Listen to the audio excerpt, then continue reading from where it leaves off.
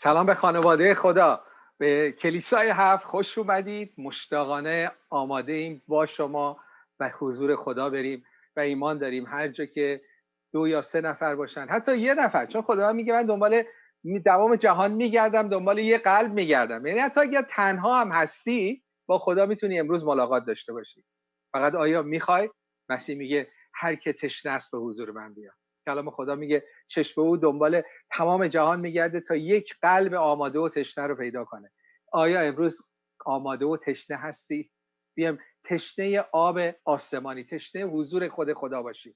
همه چیز از حضور خدا شروع میشه. با هم میخوام دعا کنیم، شروع کنیم. امروز جیلبرت عزیز ما رو در پرستش هدایت خواهند کرد. جیلبرت جان خوش اومدی. خدا رو شکر که با هم امروز خداوند رو خدمت میکنیم. همینطور میخوام که نظرات خودتون رو، تقاضاهای دعای خودتون رو در طول جلسه با ما در میون بگذارید. آخر جلسه، اون نیم ساعت آخر، ارتباط 2 طرفه با شما خواهیم داشت. در شبکه‌های اجتماعی، تلفن، از هر طریقی که هست، چه در شبکه هفت چه خدمت یعنی ما راه‌های مختلفی داریم که بتونید با ما تماس بگیرید. تماس رو بگیرید که رابطه ما 2 طرفه باشه. خداوند رو شکر می‌کنم برای این وقتی که به ما دادی. کلیسای جهانی توی خداوند، خانواده تو در سراسر جهان پخش شده خداوند. تو گفتی که بروید تکثیر شوید، پخش شید، تکثیر شید. ای خداوند دعا میکنم هر کدوم از ما هر جایی که هستیم تکثیر بشیم. ای پدر دعا میکنم خداوند در این ساعت حضور تو، چه در میان ما چه در خانه ها و هر کسی که حتی اون بازپخشش رو میبینه، ای خداوند به نام عیسی مسیح خداوند همه و تک تک با تو ملاقات داشته باشیم، چون ملاقات تو میخوایم قلب‌های ما رو عوض کنه. این جلسه رو به تو میسپاریم، جلسه خانوادگی که تو سر آن هستی. خداوند به خانواده خودت خوش اومدی. امروز اون چی که دلت میخواد در میان ما انجام بده، به نام عیسی مسیح. آمین و آمین. جیلبرت جان بفرمایید. آمین. خدا رو شکر. چقدر خوشحالم که اینجا هستم و کلام خدا میگه خوش و دلپسند است بودن با ایمانداران، با هم بودن، گرچه با هم نیستیم ولی با هم هستیم. و این ویروس کرونا این چند روزه چند ماهه جدایی آورده، ولی عیسی مسیح مشارکت و دوستی و اتحاد آورده و ما در مسیح هستیم. من و چند نفر از دوستان چند سال پیش در یکی از سفرهای خدمتی بودیم و از سن‌حوزه برمیگشتیم و تو ماشین صحبت میکردیم که چقدر زیباست که ما نجات رو داریم و این آیه رو میخونیم که میخوام بخونم. خوشا به حال آن که عصیانش آمرزیده شد، ما هستیم، و گناهش پوشانیده گردید، ما هستیم. خوشا به حال آن که خداوند خطایی به حسابش نگذارد. به حساب ما خداوند خطایی نمیذاره، چون که به حساب عیسی مسیح خطاهای گذشته ما، حال و آینده ما گذاشته شده. و میگفتیم واقعا خوش به حال ما. اینقدر به هیجان اومدیم، 4 تا دوست با هم دیگه بودیم که گفتیم بیایید همینجا پارک بکنیم کنار دریا هم بودیم، یه میوزیک ویدیو بسازیم، یه سرود پرستشی بخونیم که میوزیک ویدیو رو با سلفونای خودمون که داشتیم ضبط کردیم، بعد ادیت کردیم و اون سرود اولی است که می‌خوایم با هم دیگه نه فقط ببینیم و بشنویم بلکه با هم دیگه بسرایم. پس بفهمید.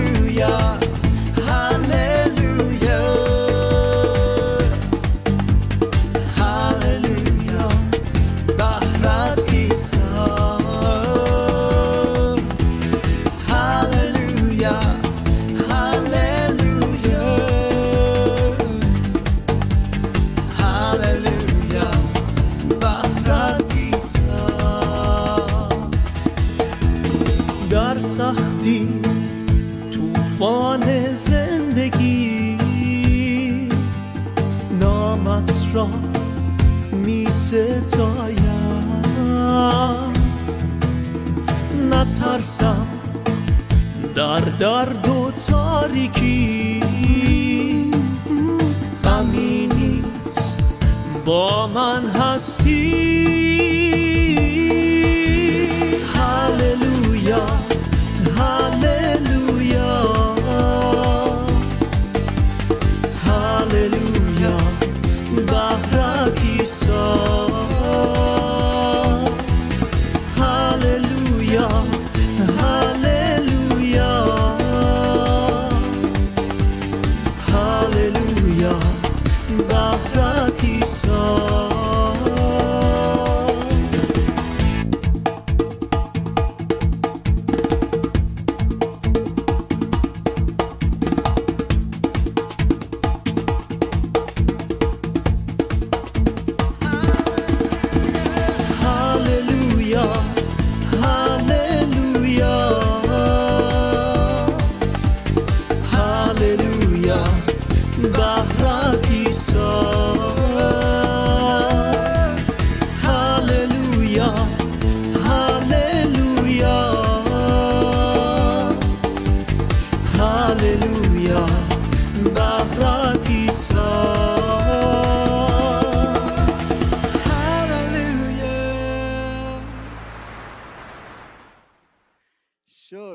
هللویا.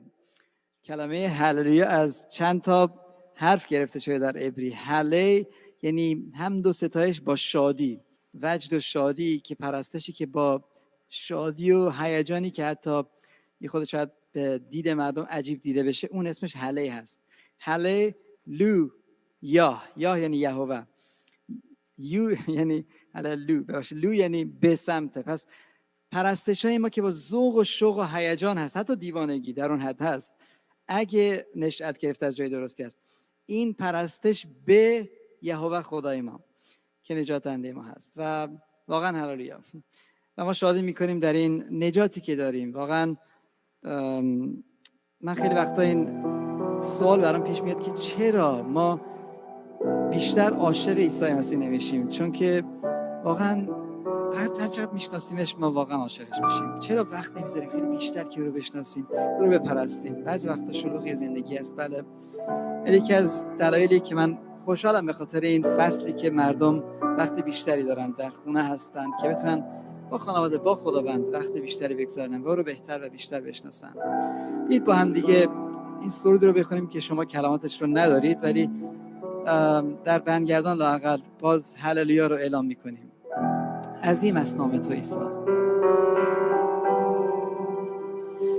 عظیم است نام تو عیسی، جلال بر نام تو عیسی، قدرت از آن تو عیسی، ستاییم نام قدوست عیسی. با هم دیگه هللویا هللویا هللویا هللویا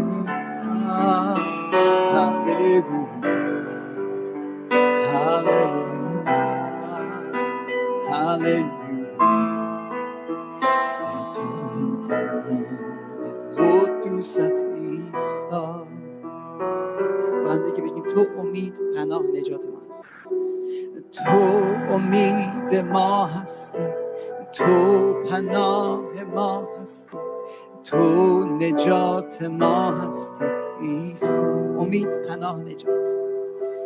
تو امید ما هستی، تو پناه ما هستی، تو نجات ما هستی عیسی.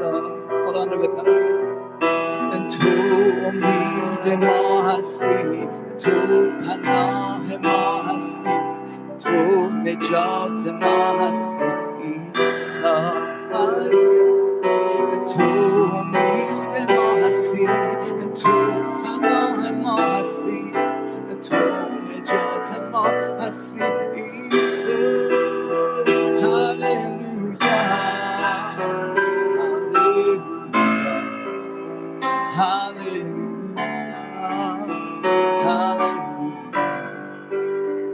هللویا هللویا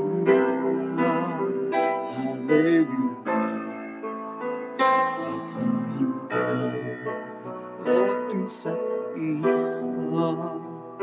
بله خداوند، ما در هر شرایط در تو پناه می‌جوییم، چرا که تو خداوند صخره نجات ما هستی، امید ما، پناه ما تو هستی، نجات ما تو و تنها تو هستی.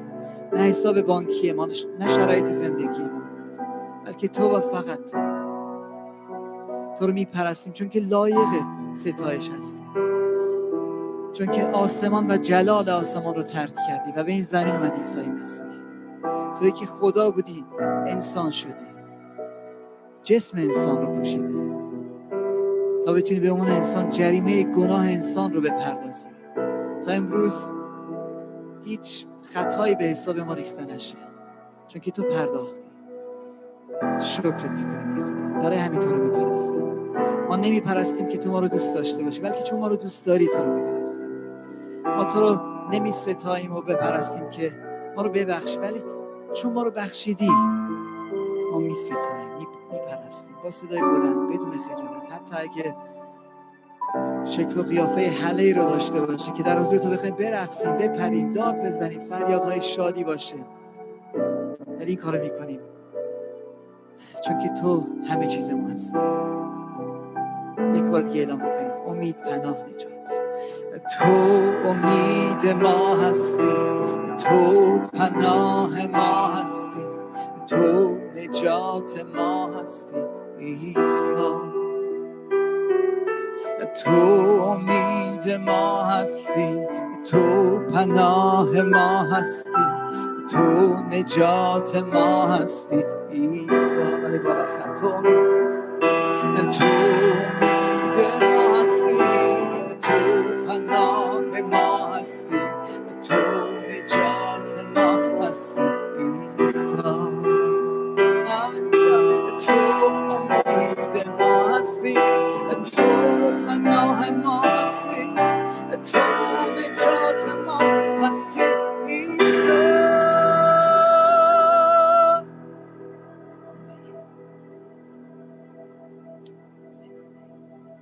آمین آمین. خداوند شکرت پدر، مرسی برای این لحظه. خداوند شکر گذاریم برای حضور مبارکت، حضور شیرینت. همونطور که برادر عزیزم گفت خداوند، ما مشتاق تو هستیم برای اینکه تو مشتاق ما هستی و تو بیشتر از مایی. خداوند امروز دعا میکنم به نام عیسی مسیح خداوند، محبت خودت رو به نام عیسی مسیح بر ما بریزه. خداوند حقیقتا محبت ما خداوند انسان ها تموم میشه. خداوند محبت ما خداوند اگر تو نباشی خداوند تموم میشه و خسته میشیم. خداوند امروز از تو میخوایم که محبت تو بر ما جاری بشه. خداوند محبت تو تموم ناشدنیه. خداوند بریز بر ما. خداوند بذار دل داشته باشیم برای عزیزانمون.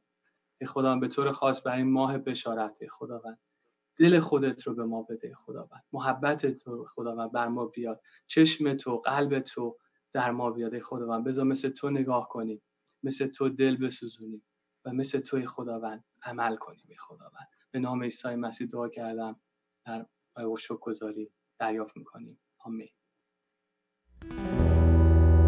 عیسی مسیح پسر خدا، چشمه حیات.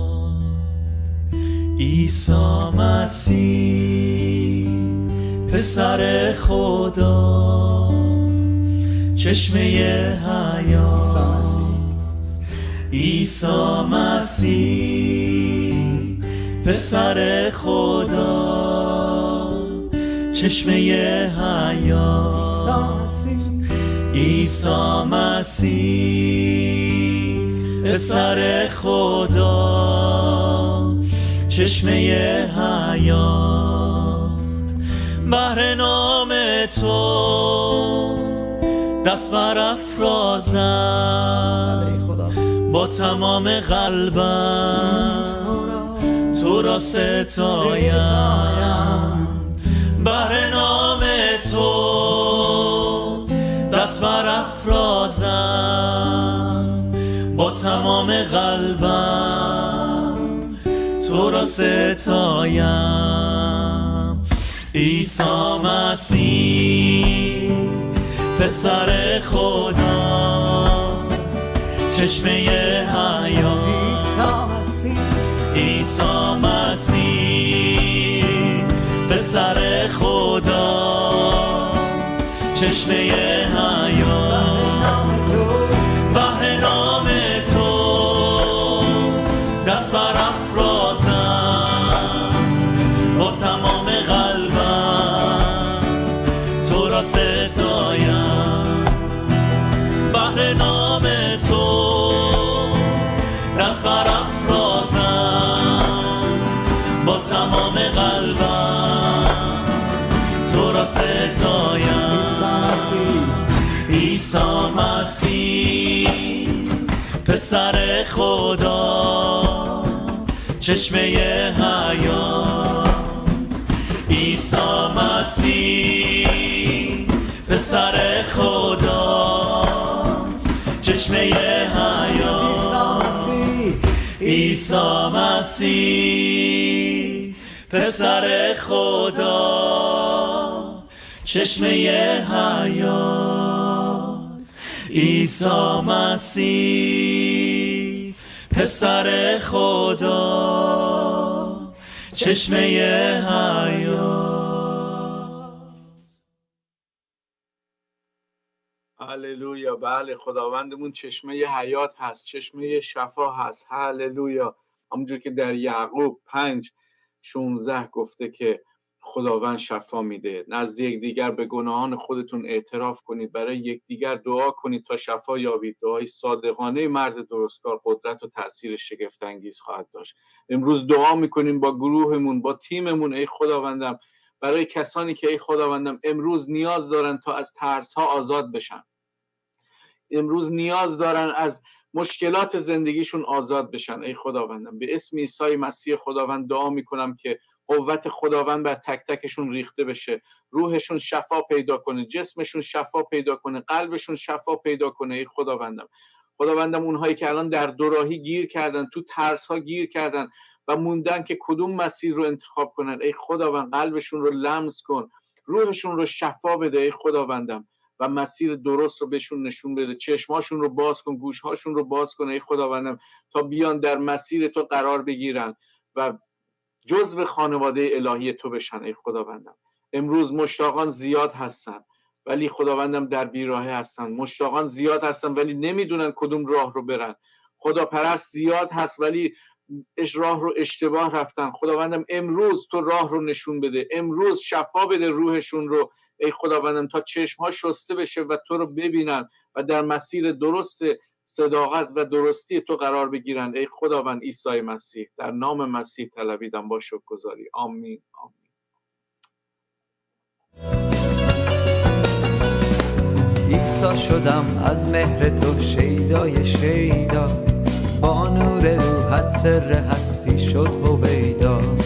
شکرت کنم درمانگر هر درد و ترسم، در خون تو کردم حیات و روح پیدا. ای منجیم ای شاه من قدوس عیسی، با تو ندارم من غمی را هم مهیا. عیسی تو فرزند خدا بهرم نجاتی، جانم ز تو یابد حیات و زندگی را. عیسی تو فرزند خدا بهرم نجاتی، جانم ز تو یابد حیات و زندگی را. عیسی تو فرزند خدا بهرم نجاتی، جانم ز تو یابد حیات و زندگی را. عیسی شدم از مهر تو شادان و شیدا، با نور روحت سر هستی شد هویدا. شکرت کنم درمانگر هر درد و ترسم، در خون تو کردم حیات و روح پیدا. روح القدس باشد درون من امانت، باشم همیشه شکر بهر کلامت. روشن نمودی زندگیم ای خدا من، کردی مرا پیروز در روز قیامت. روشن نمودی زندگیم ای خدا من، کردی مرا پیروز در روز قیامت. ای منجیم ای شاه من قدوس عیسی، با تو ندارم من غمی را هم مهیا. عیسی تو فرزند خدا بهرم نجاتی، جانم ز تو یابد حیات و زندگی را. عیسی تو فرزند خدا بهرم نجاتی، جانم ز تو یابد حیات و زندگی را.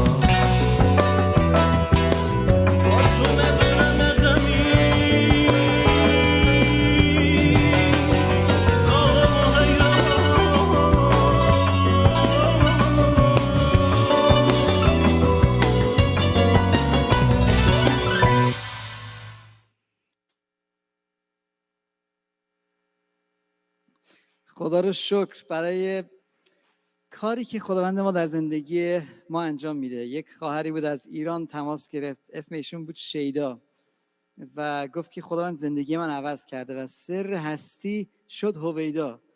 گفتم خواهر یه شعر بنویسید، یا این یه شعر برای خودش. این شعر رو نوشتن برای این اسم خودشون من اول گذاشتن، عیسی شدم از مهر تو شیدای شیدا. شاعرانه اینو نوشتن. و این زندگی این خواهر هست، این زندگی خیلی از ما هست که من فقط یک قسمتش رو باز می‌خونم که باز ما رو به هیجان بیاره که خدا رو بپرستیم. که میگه با نور روحت سر هستی شد هویدا، شکرت کنم درمانگر هر درد و ترسم. چون که ایشون درگیر با مسائلی بود که خداوند آزادش کرد. در خون تو کردم حیات و روح پیدا، ای منجیم ای شاه من قدوس عیسی، با تو ندارم من غمی راهم مهیا. مسلما ما ناراحتی‌ها داریم، مشکلات داریم، همه دارند، ولی در دل ما غم وجود نداره، چون که تمام اون بارهایی که روی دوش ما بود، بارها هنوز هست ولی دیگه زیر پای ما هستن، چون که ما با عیسی مسیح قدم میزنیم. و همه ایمانداران میتونن اینو اعلام بکنن که چنین تجربه‌ای داشتن. این هست خدای ما. عیسی تو فرزند خدا بهرم نجاتی، جانم ز تو یابد حیات و زندگی را. این هست خداوند ما. و کلام خدا رو میخوام یکی دو آیه بخونم که در همین مورد میگه چشمان خداوند بر پارسایان است و گوشهایش به فریاد کمک ایشان. امروز خداوند داره به شما نگاه میکنه. اگه شما واقعا میخواید پارسا شمرده بشید، هیچ کدوم از ما پارسا نیستیم ولی پارسا شمرده میشیم. عادل نیستیم، عادل شمرده میشیم. کلام خدا میگه یعنی فقط قبول میکنیم که من گناهکار هستم و تمام گناهانم رو به حساب عیسی مسیح که جریمه رو پرداخته میریزم و نتیجهش میشه خداوند نزدیک دلشکستگان است، او کوفته شدگان در روح را نجات میبخشد. و این نجات نتیجهش میشه پرستش. برای این است که خدا رو میپرستیم. بیایید با هم دیگه همین کار رو بکنیم و اعلام بکنیم که او لایق این پرستش است، چون که کار عظیمی برای من انجام داده. ستایش ستایش ستایش تنها لایق تو، قدوس قدوس قدوس پسر خدا پر شکوهی پر جلالی، شاه شاهان پر سازواری پر شکوهی پر جلالی، شاه شاهان پر سازواری. ستایش ستایش ستایش ستایش تنها لایق تو، قدوس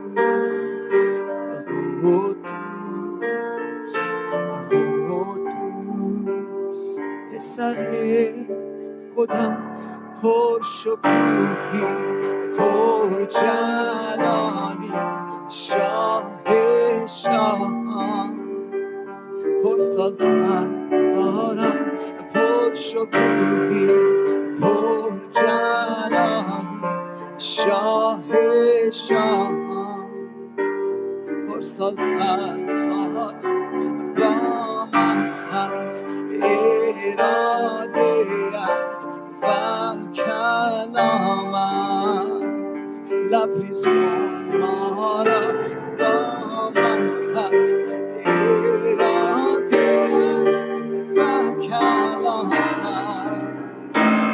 لبریز کن ما ستایش ستایش ستایش تنها لایق تو عیسی.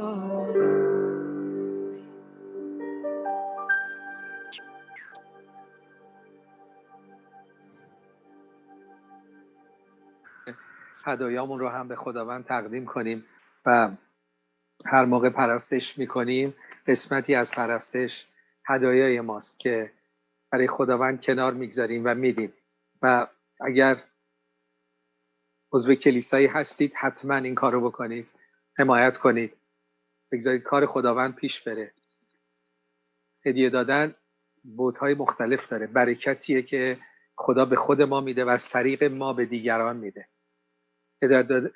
هدیه دادن اطاعتی از خداوند که همیشه در اطاعت از خداوند برکت خودش میگه که اگر در این قسمت امین باشید من هم درهای آسمان رو باز میکنم، تمام برکات زمینی و آسمانی رو به شما میدم. پس میخوام که با خوشحالی، با شادمانی، از روی اطاعت و با ایمان، با رویا این که این هدیه کوچک من رو خداوند چند برابر خواهد کرد و باعث نجات بسیاری خواهد گردانید.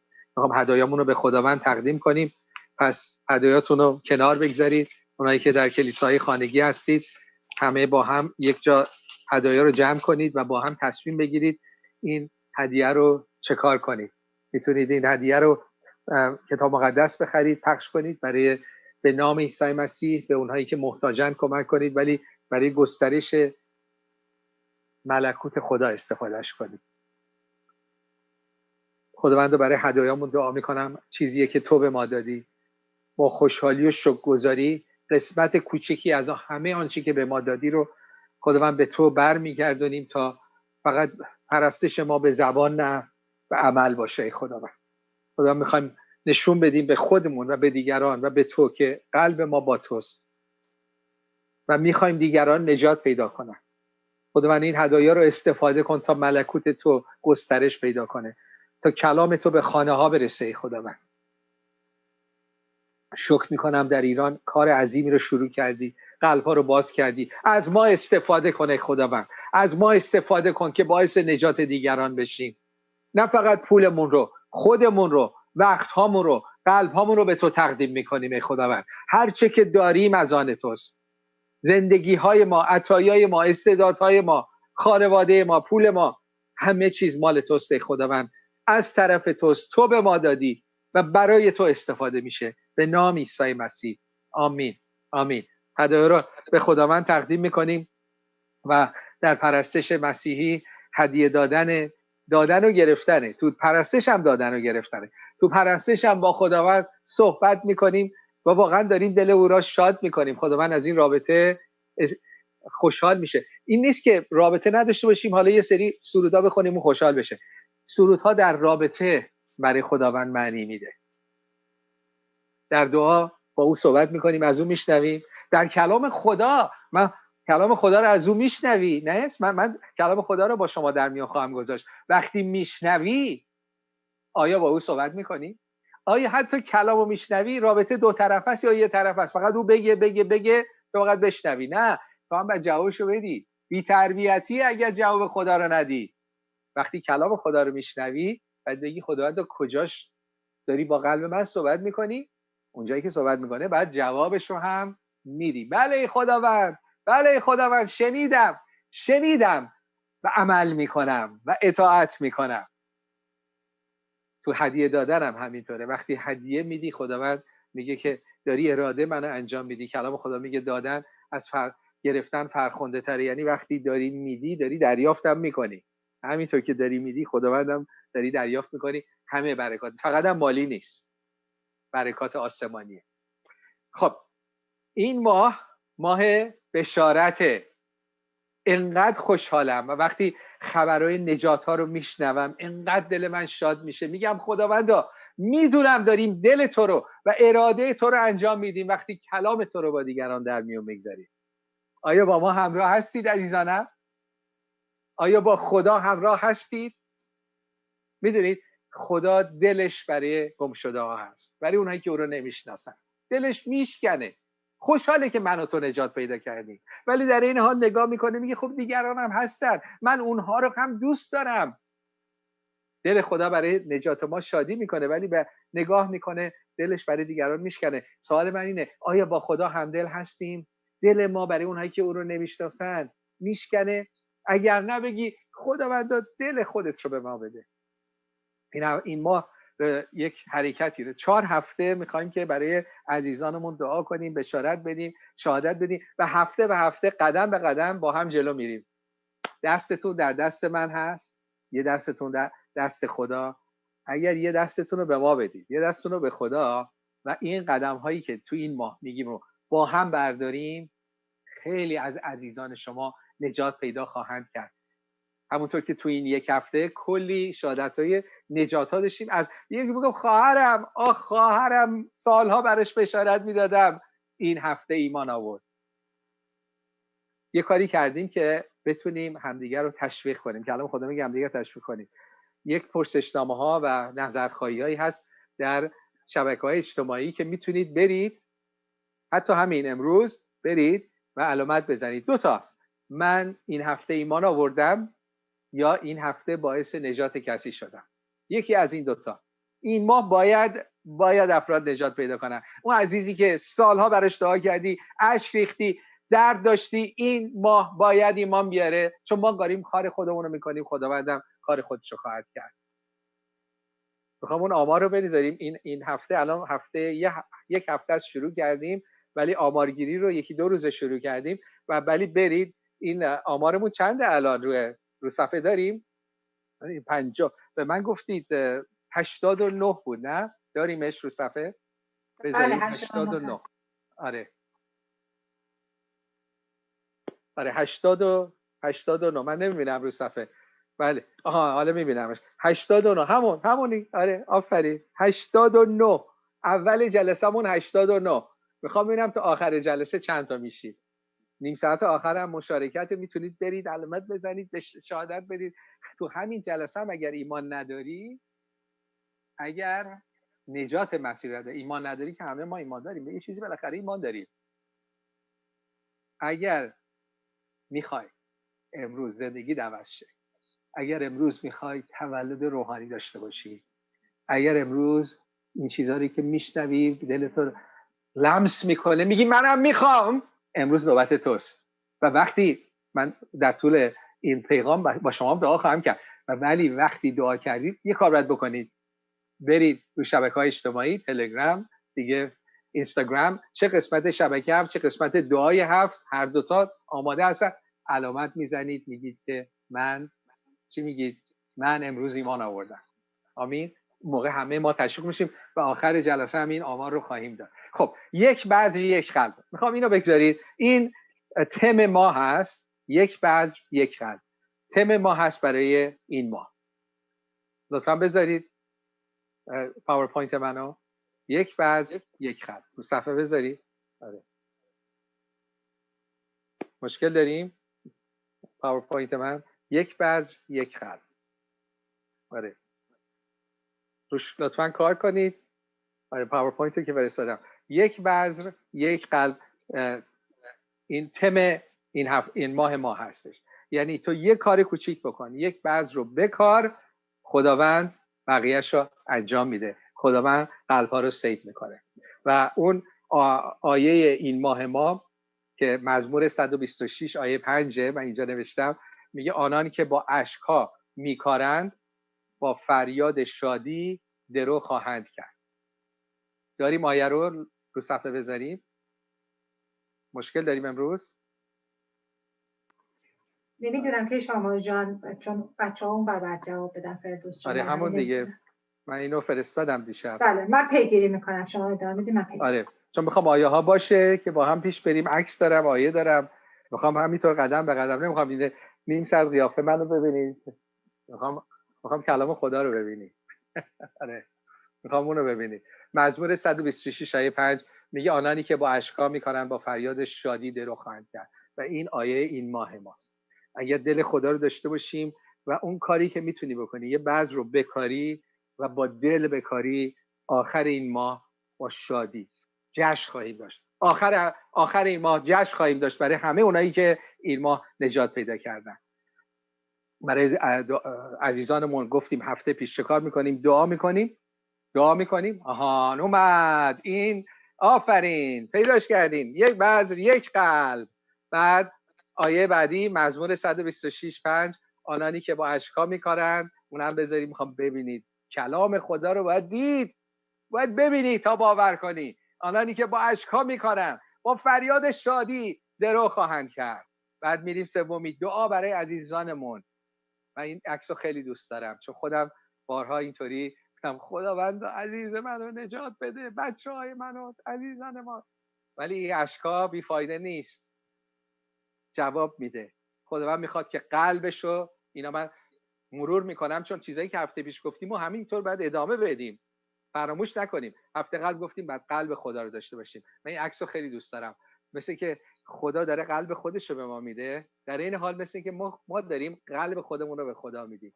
باید قلب خدا رو داشت، باید فکر خدا رو داشت و اینو بدونیم عزیزان، دل خدا نجات نیست، دل خدا نجاته. میخواد مردم نجات پیدا کنن. اصلا مسیح میگه من اومدم گم شده رو پیدا کنم. پس او که میخواد، دلش هم هست، اینقدر دلش برای گم شده زیاده، برای اونایی که او رو نمیشناسن، این که میگه با شادی رو صلیب رفت. پس میخوام توجه کنید، من دارم منطقی صحبت میکنم. اگر خدا میخواد نجات بده، اگر دلش برای گم شده ها میسوزه، میخواد اونها رو نجات بده و نجات هم میده، کارش رو اون انجام میده. اگر من و تو ما هم دل خدا رو بگیریم، با دل خدا همسو بشیم، با خواست و اراده خدا همسو بشیم، خب خدا معجزه میکنه. یعنی داریم که اراده خدا رو انجام میدیم. خدا با ماست. اون موقع فقط ما نیستیم بشارت میدیم، خدا با ما و برای ما عمل میکنه. پس تنها نیستیم، فقط اینه که ما قسمت خودمون رو انجام بدیم. قلب خدا. یکی دیگه از چیزایی که صحبت کردیم چشم خدا. بعد چشم خدا رو داشته باشیم. اون اکثر رو بذارید، میگه مردم از چشم خدا ببینیم. ولی از چشم خدا چیه؟ میخوام عکس بعدی رو بذارید. از چشم خدا اینه، ما مردم رو باید جواهر ببینیم. من اینو تمرین میکنم. یعنی مهم نیستش که ظاهر یکی چیه، ممکنه جعبش خیلی شکسته و زشت باشه، ولی چون، خوب توجه کنید، چون انسان‌ها برای خدای ما جواهرن، با ارزشن، پس برای من و تو هم با ارزشن. مهم نیستش که چقدر در گناهن، چقدر ظاهرشون کثیفه، زبانشون کثیفه، دلشون کثیفه، فرقی نمیکنه. برای خدا جواهرن. میگه آخه برای خدا اینو ما نشنیدیم که شما اینو مذهب ما اینو به ما نمیگفت، میگفتن اینا مفسد فی الارض، اینا رو باید کشت، اینا ارزش ندارن. اون دل خدا نیست. دل خدا رو برای شما نگفتن. دل خدا محبته. دل خدا میگه، کلام خدا میگه وقتی که ما گناهکار بودیم عیسی مسیح جانش رو برای ما داد. بعد میگن حالا همه ادیان یکیه، تورات و انجیل و قرآن و اینا یکیه. نه، یکی نیست. بخونید، یکی نیست. اینجا خدایی رو میگه که میگه از مردن یک شریر خوشحال نمیشم. خدایی که میگه هر انسان رو من جواهر میبینم. پس اگر چشم و دل خودمون رو عوض کنیم، به هر انسانی که نگاه میکنیم میگیم این با ارزشه، این جواهره. میدونید سر چیزهای با ارزشه که دعواست نیست. سر یه چیزی بی ارزشی که تو خیابون افتاده هیچکی نمیخواد برش داره، سرش که دعوا نیست، دزدی وجود نداره. سر انسان هاست که دعواست. شیطان میخواد ما رو از هر طریقی که شده، با هر ایدئولوژی، مذهبش رو میخوای، آدم مذهبی میخوای بشی، برات مذهبم داره. میگه من به مذهب کار ندارم، فلسفه های غیر مذهبی و نیو ایج هم برات داره. هر جور بخوای برات میگذاره. جلوی راد میگذاره. هر سلیقه‌ای داشته باشی، هر مزه‌ای رو بخوای برات جلوت میگذاره. ولی چیزی که خدا به ما میده اینه که میگه من تو رو جواهر میبینم و سر تو دعواست. شیطان ممکنه بخواد تو رو با چیزهای مختلف از من بدزده، ولی تو مال منی. پس بیایم عزیزانم، بیام همین الان، بیا بگو خداوندا به نام عیسی مسیح، خداوندا چشمهای ما رو بشور، چشمهای ما رو عوض کن. خداوندا همه انسان ها برای تو با ارزشن. تو برای همه جهانیان جان دادی. تو جهانیان رو آنقدر محبت نمودی که پسر یگانه خودت رو دادی تا ما نجات پیدا کنیم.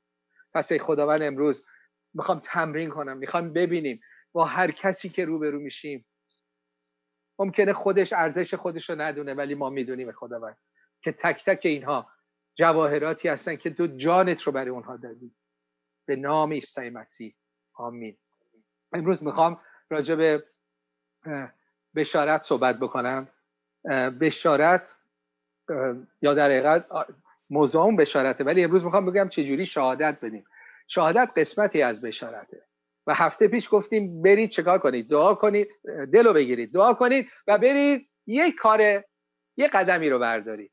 یک قدم محبت، یک تلفن، یک کار. آیا کردید؟ آیا با ما همراه هستید؟ بعد بکنیان همین کار کوچیک. ممکنه یه تلفن باشه. اگه دعا کنی خدا حتی افراد سر راه میذاره. بعضیا میگه خب من نمیشناسم. اگه دعا کنی خدا افراد سر راه میذاره. من این هفته با یه خواهر عزیزی در نروژ صحبت میکردم. یه خواهر ایماندار نروژی. اینقدر دلم گرم شد. میدونی شهادتش چی بود؟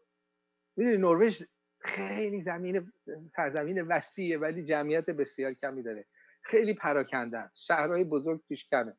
و این خواهر این شهادت رو به من میداد. میگفت نمیدونم 4 سال پیش ما توی یه شهرک کوچیک اصلا تو جنگل هیچکی اصلا اسم ما رو نمیدونه. خود نروژیا نمیدونن ما کجاییم. بهشون بگی این شهر اصلا میگن کجاست ما که نمیدونیم.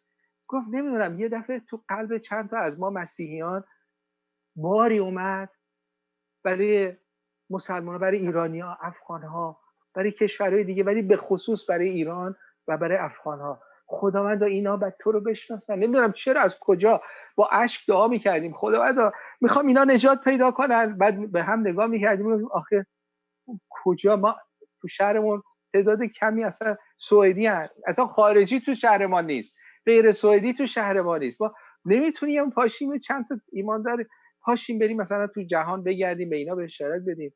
خداوند راهی رو فراهم کن، خداوند راهی رو فراهم کن. دل ما رو تو لمس کردی، بار اینا رو تو قلب ما، محبت ایرانی ها به افغان ها رو تو قلب ما گذاشتی. چرا گذاشتی؟ بار داریم دعا میکنیم. بعد میدونی چی گفت این خواهر ما؟ میرافورا، اسمش خواهر میرافورا. بعد گفتش که یه دفعه دیدیم ایرانی و افغانی داره وارد شهر کوچیک ما میشه. یک دفعه دولت سوئد این مهاجرینه که می آورد همه رو فرستاد تو شهر کوچیک ما. اینقدر خوشحال شدیم. بعد بشارت دادیم، بعد به من نشون میداد این ایمان آورده، اینو داریم تعمید میدیم، این ایمان آورده افغانه. اگر دعا کنی و دل خدا رو داشته باشی، اون ور دنیا باشی، خداوند میفرسته. کسی که قلبش آماده است رو میفرسته. تو خیابون میری دعا کنی خداوند تو این خیابون که دارم میرم، تو این راهی میرم، خداوند اونی که آماده است رو بفرست، اونی که قلبش مشتاق توست.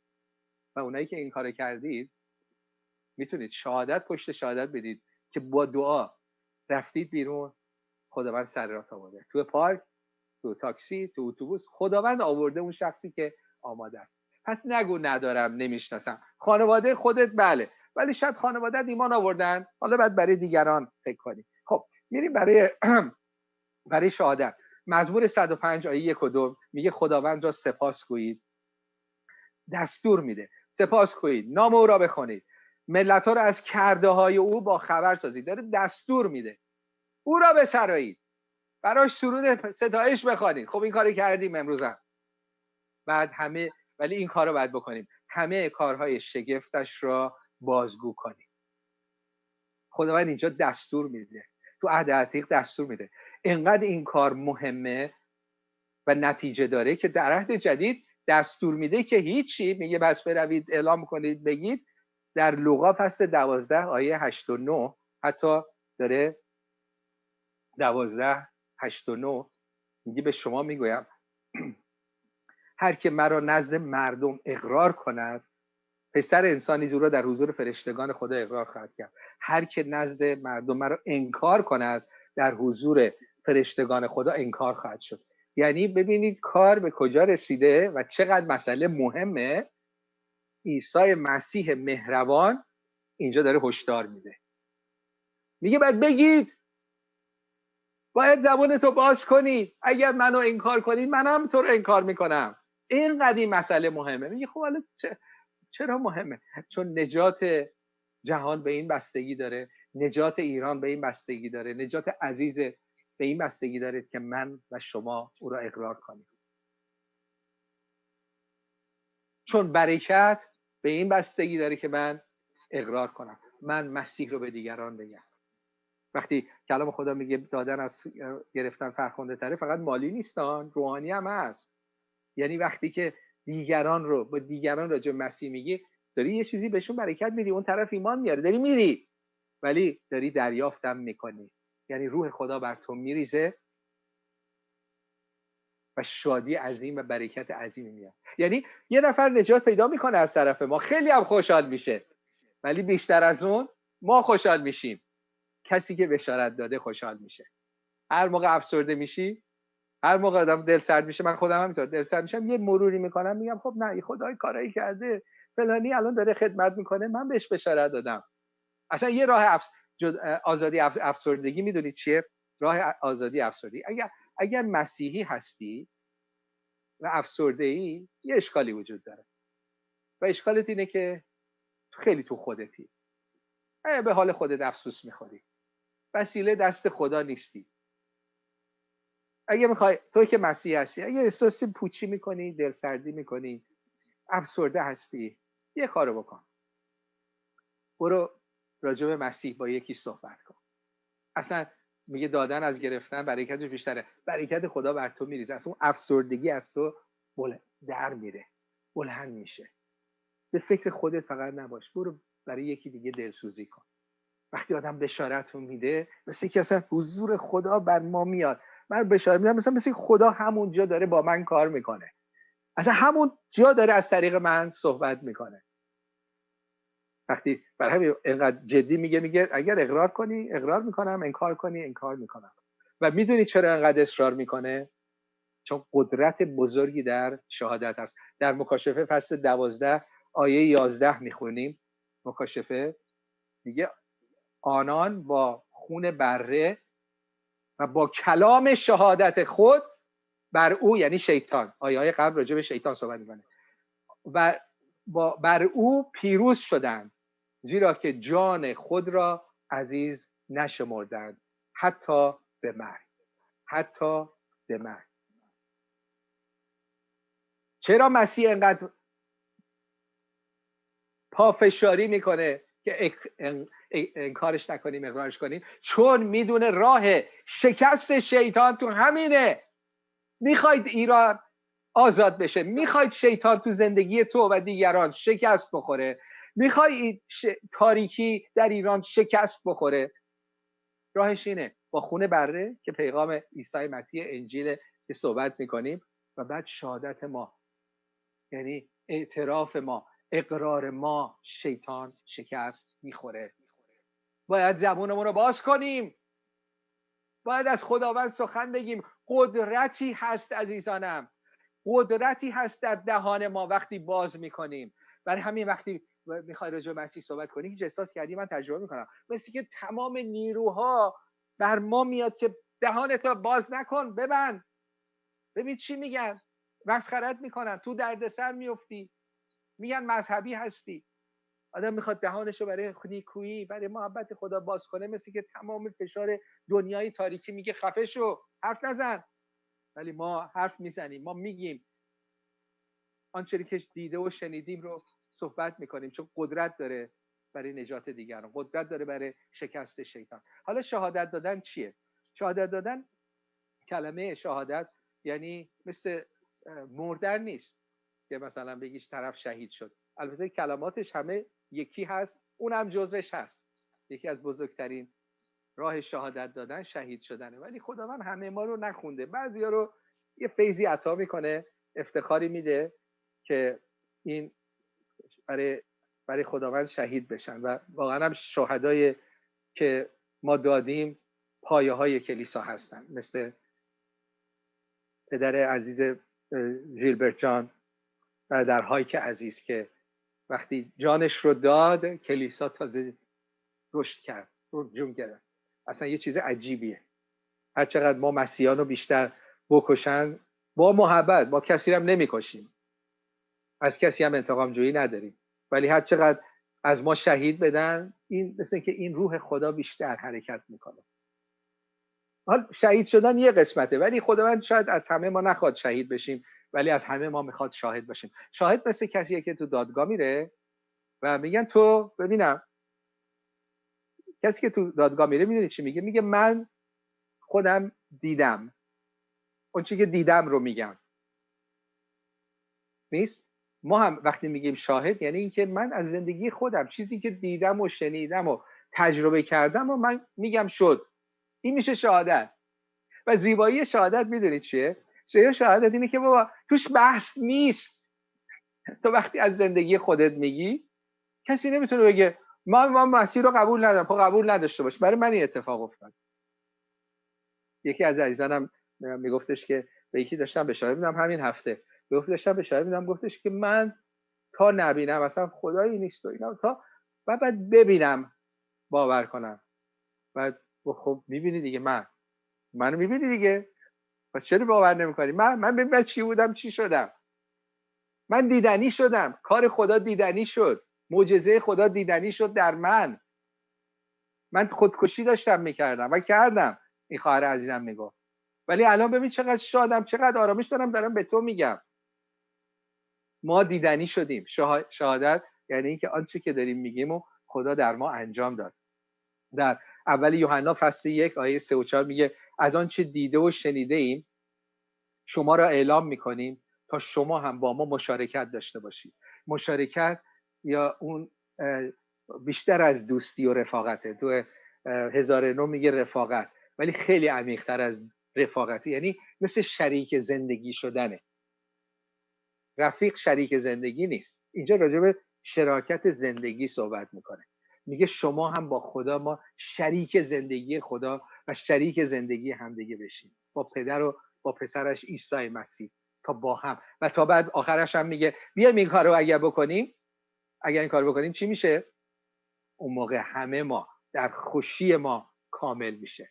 میام شاد کامل باشیم. شادی کامل اینه که من و شما به هم وصل بشیم و به خدا وصل شیم، یک مشارکت، یک شراکت، شریک زندگی همدیگه بشیم. چی میشه؟ قدرتی در شهادته و هیچ بحثی هم نداره. وقتی با یکی صحبت میکنیم میگه آقا قبول ندارم. خب قبول نداشته باش. برای من اتفاق افتاد. تو یوحنا فصل 9 یادتونه اون کور رو عیسی مسیح شفا میده. بعد این ملای یهودی میگیرن میگن تو میگی این نمیدونم با این کوری که شفا بده که از بعد میدونم کور مادرزاده دیگه هیچ حرفی نداره که این معجزه شده. نمیدونن با این چه کار کنن. هی محاکمش میکنن، میگن تو بگو این مسیح چی بود؟ آیا این مسیح بود تو رو شفا داد؟ این میگه من نمیدونم مسیح بود نبود و من چیه؟ من کور بودم شفا پیدا کردم. شهادت خیلی شیرینه. مردم هر چقدر بخوان به شما حمله کنن میگه آقا نمیدونیم، من اینطوری بودم مسیح منو نجات داد. یکی از عزیزان ما رفته بود ایران و ملاقات خانواده‌اش مسیحی بود و هر موقع میرم میگه من برم جای موقعیتی باشه بشارت میدم. گفت سوار تاکسی شدم، گفتم حالا به این راننده تاکسی بشارت بدم. هم فکر میکردم چه جوری سر صحبت رو باز کنم، راننده تاکسی شروع کرد به من بشارت دادن. راجع به مسیح با من صحبت کردم. تعجب کردم این چه جرأتی داره به من راجع به مسیح میگه. منم همینطوری شنیدم. بعد خیلی قشنگ کار مسیح رو گفت، شهادتشو گفت و بعد ازش پرسیدم تو تاکسی شهادت میدی نمیترسی مثلا یکی از مسافرات ممکنه بسیجی باشه تو رو لو بده دستگیرت کنن؟ گفت اتفاقا کردن یکی دو بار منو گرفتن تو رو گرفتم با این همه داری بشارت میدی گفت من شهادت زندگیمو میدم. بعد پرسیدم خب وقتی گرفتن چی شد، چجوری آزاد شدی، چرا اینقدر جرأت داری هنوز شهادت میدی؟ گفت هیچی، من که وقتی رفتم اونجا منو گرفتن گفتم آقا من پارسال سرطان داشتم، دکترها گفتن داری میمیری دیگه، تمومه، کارت تمومه. بعد من مسیح اومد به خوابم گفت تو رو شفا میدم و منو شفا داد، سرطان من رفت. من حالا اینو به همه میگم، وقتی به من میگن این نگو، میگم آخه خب تقصیر من نبود، منو گرفته بودن بازجویی میکردن، گفتم آخه مشکل من نیستش که من سرطانی بودم، تقصیر مسیحه، من که نخواستم، خودش اومد تو خواب من، خودش منو شفا داد. من فقط میگم بود چیکار کرد، من شفا یافتم، دروغ بگم شفا یافتم. حالا اگر مشکلی دارید با خودش صحبت کنید، با خود مسیح صحبت کنید، تقصیر اون بود به خواب من اومد، تقصیر من که نبود، که مشکل من نبود.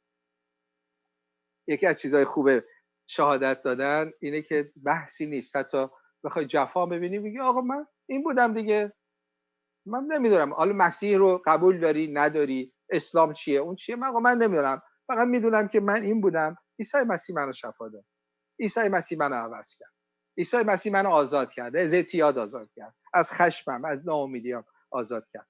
پس شهادت قدرت داره سر شیطان رو بکوبه و امنم هست. گفتن بگو من نیستم، مسیح کرد دیگه. جوابم داری، لازم نیست بحث منطقی کنی، مثل اون عزیزی که برای من اومده بود گفتش که من باید این برای من ثابت کنید که ما خلقت بوده نه تکامل. اون موقع من ایمان میارم.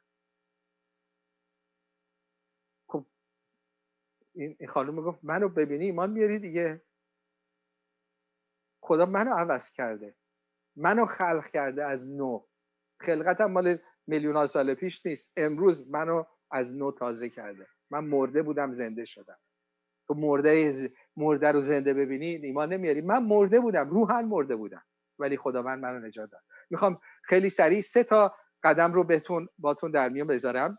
این میشه کار شما این هفته هومورک ما اینه: دعا کنی، فرصت رو پیدا کنی با کسی که روبرو میشی، خیلی ساده 3 قدم شهادت.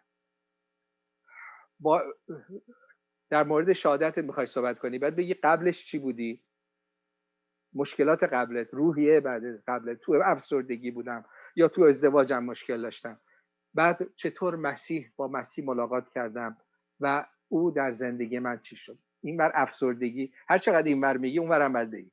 این بر افسردگی بود، با مسیح آشنا شدم و مسیح افسردگی منو برداشت.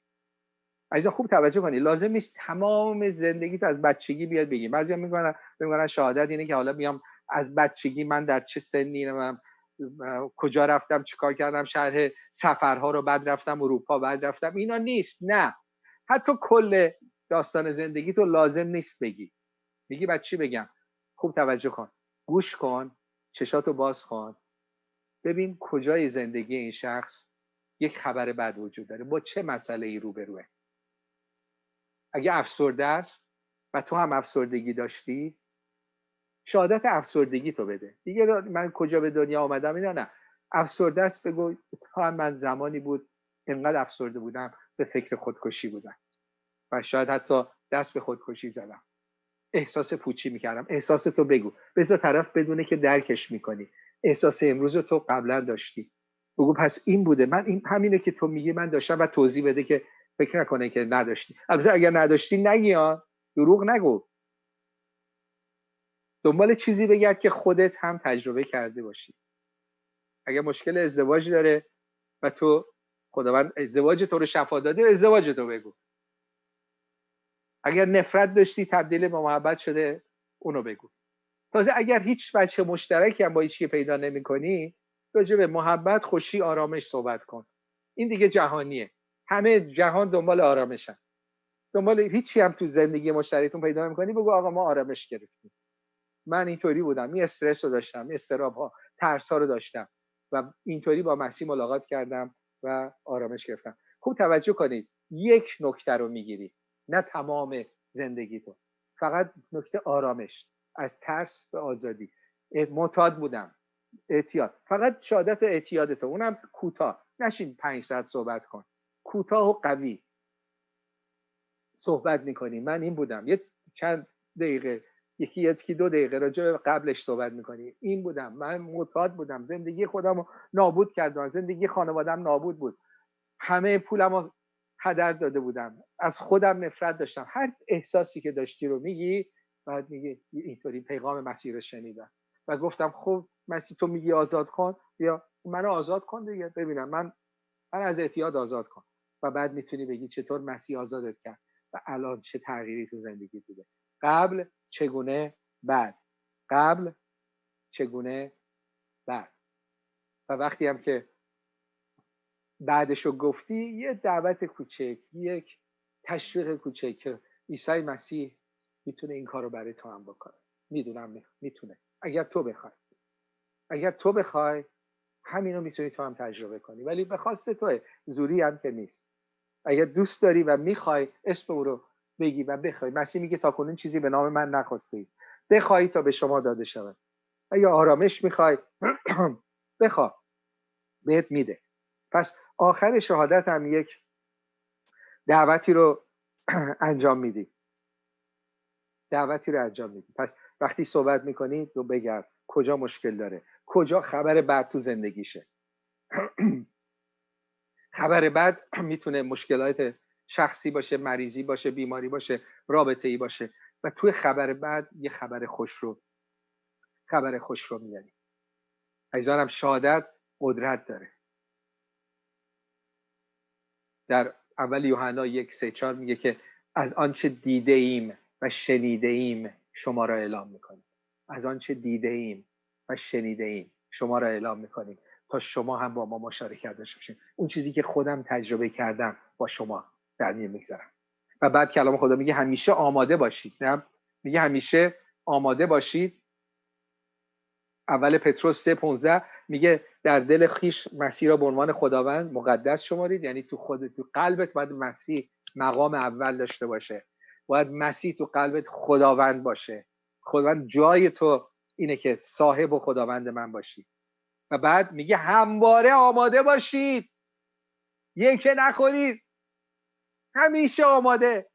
یه دفعه تو خیابون فرصت پیش میاد، یه دفعه تو مهمونی فرصت پیش میاد، پشت تلفن، پشت گوشی یه دفعه فرصت پیش میاد. آماده باش که دلیل امیدی که تو قلبت هست، چرا به مسیح ایمان آوردی و چه کار برات کرده رو جواب بدی با چی؟ با نرمی و با احترام. نرمی و احترام، اینا رو بعدا هم صحبت میکنیم. مواظب باشی توهین نکنی. مواظب باشی حتی شهادت میدی. خیلی مواقع ما اشتباه میکنیم. مثلا شهادت که ما مسیحیان میدیم خراب میکنیم از همون اول. میدونی چرا؟ چون طوری شهادت میدیم مثل که من دیگه مقدس شدم و دیگه تو بدبخت گناهکار، تو وضعت خرابه، وضع من درسته. از بالا میخوایم بشارت بدیم. میخوایم میگه من دیگه رسیدم به اونجا، تو بدبخت خودتو برسون. نه، با احترام، نه توهین میکنی، با فروتنی. اگر من عوض شدم خدا من عوض کرده. من از تو بدتر بودم، الانشم پاش بیفته از تو بدتر میتونم باشم. ولی خداوند، جلال رو به خداوند میدی. با فروتنی، با احترام، با نرمی. تند صحبت نکنیم. چقدر ما مسیحیان دل دیگران رو شکستیم با تندی. راجع به ایمان افراد صحبت کردیم، توهین کردیم، راجع به اسلام، راجع به محمد، چیزایی که البته تو تاریخ همه اینا هست. یعنی دروغ که نگفتیم، همه اینا تو خود تاریخ اسلام راجع به کارهای حضرت محمد، کارهایی که کرده، روشاش، روحیش یا چیزای دیگه هست و خود مسلمان‌ها اینا رو نوشتن. ولی اونا رو من نور نمیدارم بزنم تو سر افراد، چون میخوام با نرمی و احترام باشه. تشویقشون میکنم خودشون مطالعه کنن، ولی نرمی و با احترام. و بعد آیه بعدم میگم، با هم دعا میکنیم، میگه وجدانتون را پاک نگه دارید. یعنی طوری باشه که خیالت راحت باشه که من حرف میزنم پشتش در گناه نیستم که فقط تظاهر کنم. وجدانم پاکه که میدونم اون چی که میگم تو زندگی خودم هست، که وقتی افراد رفتار ما رو در مسیح میبینن از خودشون شرمسار بشن که این که من اینقدر بد بهش میگم، ببین چه رفتاری داره. منی که دارم بهش فحش میدم، ببین چه با محبت با من جواب میده. اینقدر رفتار و عکس العمل هامون درست باشه که خودشون شرمسار بشن. عزیزان بیایم این قدم ها رو برداریم و این هفته کار ما همینه. دعا رو کردی، قلب خدا رو گرفتی، دعا رو کردی، محبتم ادامه بده.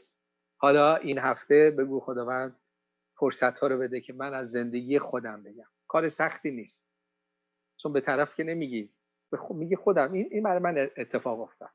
ولی دهان تو باز کن. اگر مسیح رو اقرار کنی، مسیح برای مسیح تو رو اقرار میکنه. یاد این داستان افتادم که یه خانمی زنگ زده بود مال چند وقت پیشه و بعد میگفتش که شما زندگیم عوض شده تو این 3 ماه که به مسیح ایمان آوردم، زندگیم عوض شده. خودم میدونم چه آدم بدی بودم، خودم میدونم عصبانی بودم. من با شوهرم همش دعوا میکردم، فحشش میدادم. 2 تا بچه کوچیک دارم، همه کتکشون میزدم، عصبانی از کنترل خارج میشدم. ولی 3 ماه پیش که زندگیم عوض شد، رفتارم عوض شده. الان با شوهرم با ملایمت و نرمی صحبت میکنم، بچه‌هامو دیگه کتک نمیزنم و بهش گفتم خانم چه شهادت قشنگیه، آیا اینو با دیگران در میون میگذاری؟ گفت نه. گفتم چرا نه؟ گفت آخه لازم نیست. گفتم چرا لازم نیست؟ گفت آخه لازم نیست. خب شوهرم همین کارو میکنه دیگه، شوهرم میگه، به همه میگه. تو هر جا میریم، مهمونی میریم، هر جا میریم، شوهرم به همه میگه بشین من براتون یه پیغام دارم.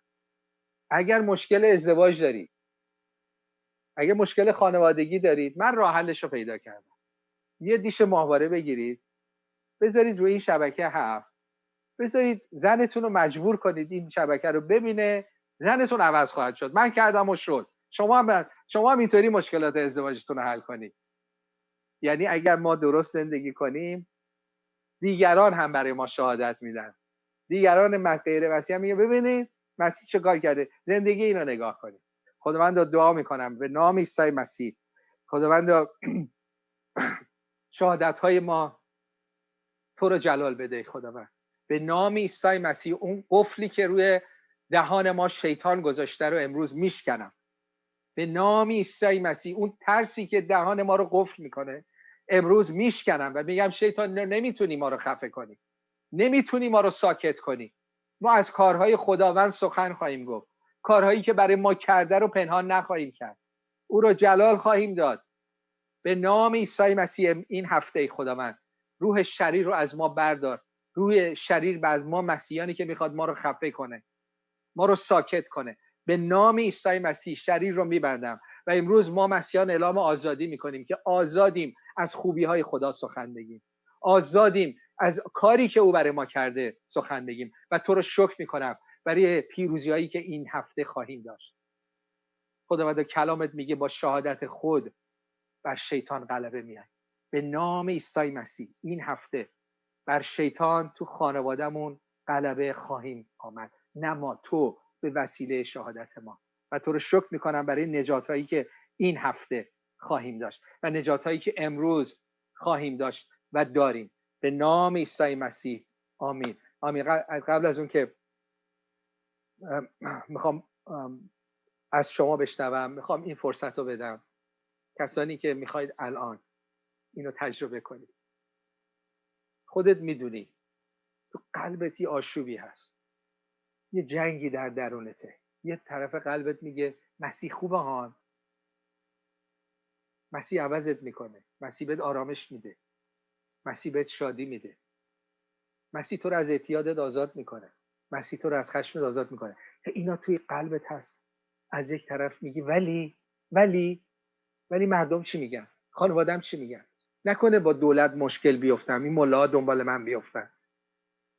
یه جنگی در تو هست. میخوام هوشیار باشی. اون طرف جنگ، اونی که داره تو رو به محبت خودت جذب میکنه خداست، یا اونی که داره تو رو تهدید میکنه خداست. 2 تا صدا داری میشنوی، یه صدای تهدیده، یه صدای عشق و محبته. تو بگو کدوم یکی صدای خداست، کدوم یکی صدای شیطانه؟ اگر صدای شیطانه به نام عیسی مسیح میگی ترس ها به کنار. شیطان دیگه نمیتونی جلوی منو بگیری. من خدای عشق و محبت رو پیدا کردم، من تشنه او هستم، دیگه تو بر من کنترلی نداری. و امروز میخوام این قدم رو برداری. میخواید؟ مسیح میگه هر که به من ایمان بیاره از نو متولد میشه. اونایی که الان آماده هستید میخواید؟ مسیح همیشه میگه میخوای. هیچ وقت مسیح نمیگه میتونی، میگه میخوای. میگه آخه نمیتونم، نمیگه میتونی، میگه میخوای. اگر میخوای امشب در این لحظه با من دعا کن.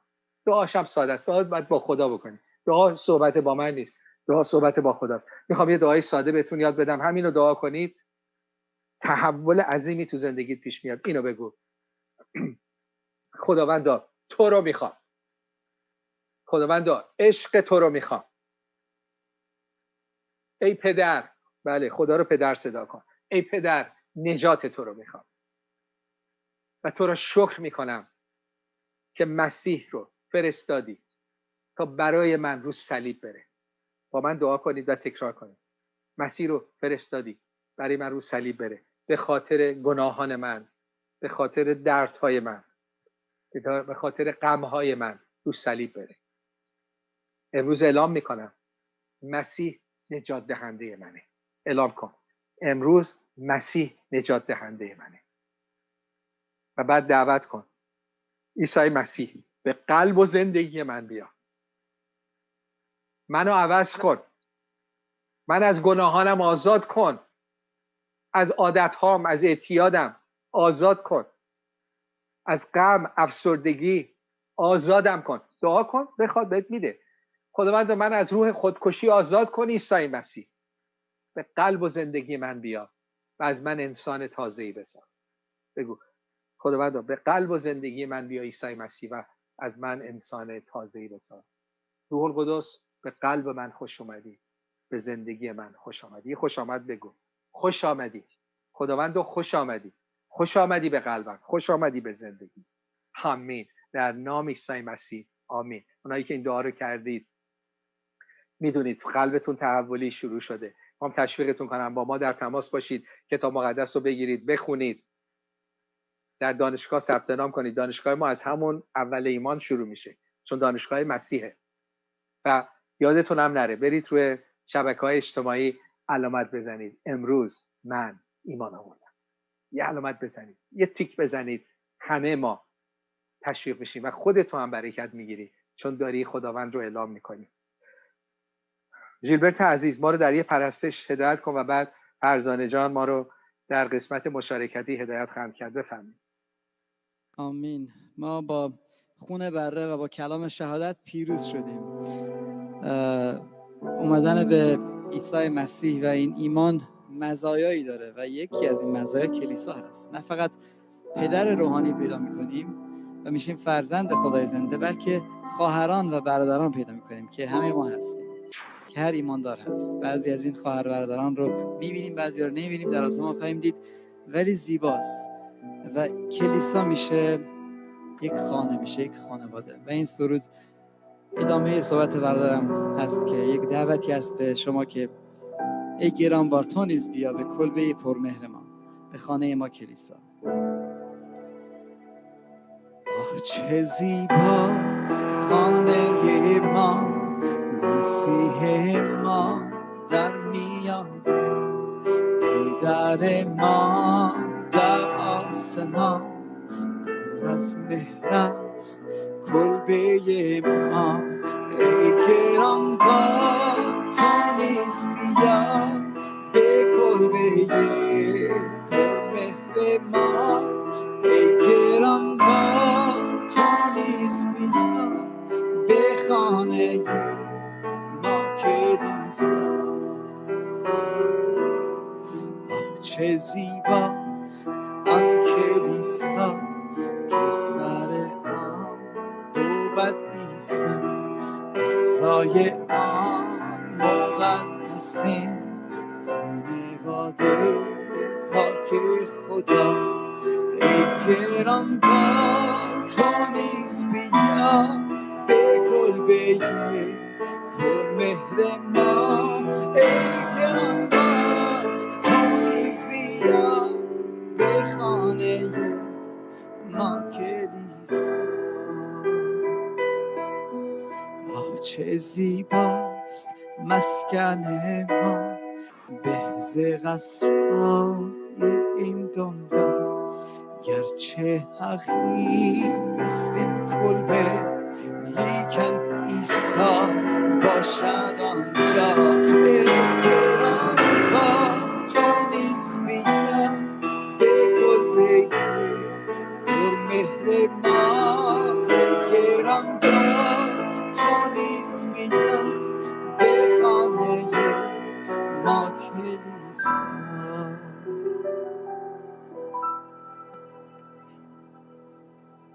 شکر برای این خداوند زنده، خدا شکر برای این پیغام، خدا شکر کنم که خداوند این شایستگی رو به ما داد تا بتونیم از کلامش صحبت کنیم. شایستگی اینو داد تا بتونیم در پرستش به حضور خداوند عیسی مسیح بریم. همه اینها شایستگی میخوان. شما عزیزانی که دارین الان برنامه رو نگاه میکنین، شاید هم همین الان تازه وارد شدید، بهتون خوش آمد میگم و مرسی از اینکه در این قسمت کلیسای 7 همراه ما هستید. در قسمت مشارکت از شما عزیزان دعوت میکنم در قسمت سوشال مدیای ما با ما همراه باشیم. میخوایم صدای شما باشیم، میخوایم که از شما در این قسمت بشنویم. همونطوری که کشورنوز عزیز گفتن، میخوایم بدونیم که آیا امروز دعای نجات کردید؟ باعث نجات چند نفر شدید؟ مشتاق هستیم از شما عزیزان بشنویم. همینطور از طریق تلفن هم میتونید با ما در تماس باشید. تلفن هایی که در زیر هستش، لوکردایی که گذاشته شده، با ما تماس بگیرید. مشتاق هستیم که اگر که امروز دعای نجات کردید زنگ بزنید بگید من امروز دعای نجات کردم، اعلامش کنید. اگر که میخواید دعای نجات کنید زنگ بزنید بگید من میخوام دعای نجات رو بکنم. اگر که در خانواده عزیزتون هستش که میخواد دعای نجات کنه و در خونه تو الان نشسته قلبش لمس شده، زنگ بزن برای اون عزیزت، به اون که باهاش صحبت کنید. امروز ما اینجا هستیم تا از شما بشنویم، صدای شما رو بشنویم و بدونید که این هفته اگر هفته‌ای هستش که میخوایم بگیم که چطور شهادت بدیم، برای من اینطور باز شده. شهادت دادن زندگی یعنی گفتن داستان زندگی که من در گذشته چی بودم، چطور با مسیح ملاقات کردم و چطور امروز در مسیح زندگی میکنم. شهامت گفتن میخواد و این شهامت گفتن فقط به وسیله روح القدس در ما انجام میشه. و اگر روح القدس نداشته باشیم، اگر که ما این روح القدس رو نداشته باشیم، گفتن این شهامت میگه آبرو میره. ولی وقتی در عیسی مسیح هستیم، آبروی ما در دست خداوند عیسی مسیحه. ایرج عزیزمون از ایران با ما تماس گرفتن. مشتاق هستیم ازت بشنویم. ایرج جان بفرمایید. امیدوارم که صدای منو داشته باشین و اینکه بتونیم صدای شما رو بشنویم. شما عزیزان به من خبر بدید که هر وقت که عزیزمون تونستن که با ما در تماس باشن. ایرج جان هستید؟ بله من در خدمت شما هستم. ایرج عزیزم مشتاق هستم صداتو بشنوم و بدونم تو دلت چی میگذره. بفرمایید عزیزم، صدای شما رو ما در گروه داریم. زنده و سلامت باشید. برکت خدا با شما عزیزان. به همه دوستانم سلام عرض میکنم. من چند روزیه که ایمان آوردم، حدوداً از 5 می. خیلی حال و هوام عوض شده. شبی که توسط خواهر مریم دعای توبه رو خوندم. صدای منو داری؟ بله ایرج جان صدای شما رو داریم. یه مقدار صداتون اکویی داره میشه ولی خب میشنویم، دوست داریم بشنویم ازتون. بفرمایید عزیزم. شرمنده ببخشید. بعد ازم خدمت شما شبی که دعای توبه رو با خواهر مریم خوندیم بگذاریم که من حدوداً زمانی که چشم بسته بود خودم رو 30 الی 40 سانت رو هوا احساس میکردم و دور خودم میچرخیدم و زمانی که چشم رو باز کردم. ایرج جان خیلی دوست دارم و مشتاق هستم کامل قلبتو بشم، ولی صدا انقدر اکو میشه کامل و واضح نمیاد این صدا. امیدوارم که قسمت تکنیکال استودیو نمیدونم اگه بتونید این مشکل رفعش بکنیم ما صدای ایرج جان رو بهتر بشنویم خیلی بهتر میشه. ایرج جان ادامه بدید. اگر که ببینم از نظر تکنیکالی مشکل هستش من فکر میکنم دوباره با ما تماس بگیرید و دوباره با صدای شما رو بشنویم، شاید مشکل صدا حل بشه. نمیدونم الان ایرج جان هستید یا اینکه قطع شدید. من فکر میکنم قطع شدن ایرج جان، ولی خدا شکر ایرج جان که 5 می به مسیح ایمان آوردی. مشتاق بودم که بدونم که چطور قلبت در خداوند عیسی مسیح قرار گرفت. میخوام بهت بگم تولدت مبارک باشه و در خانواده الهی خوش آمدی. ایرج جان فکر کنم دوباره تماست برقرار شده. عزیزم اگر صدای ما رو داری دوست دارم ازت بشنوم و بدونم قلبت چی هستش از احساست بگی. بفرمایید ایرج جان، صدای من داری عزیزم؟ بفرمایید. فکر می‌کنم صدام الان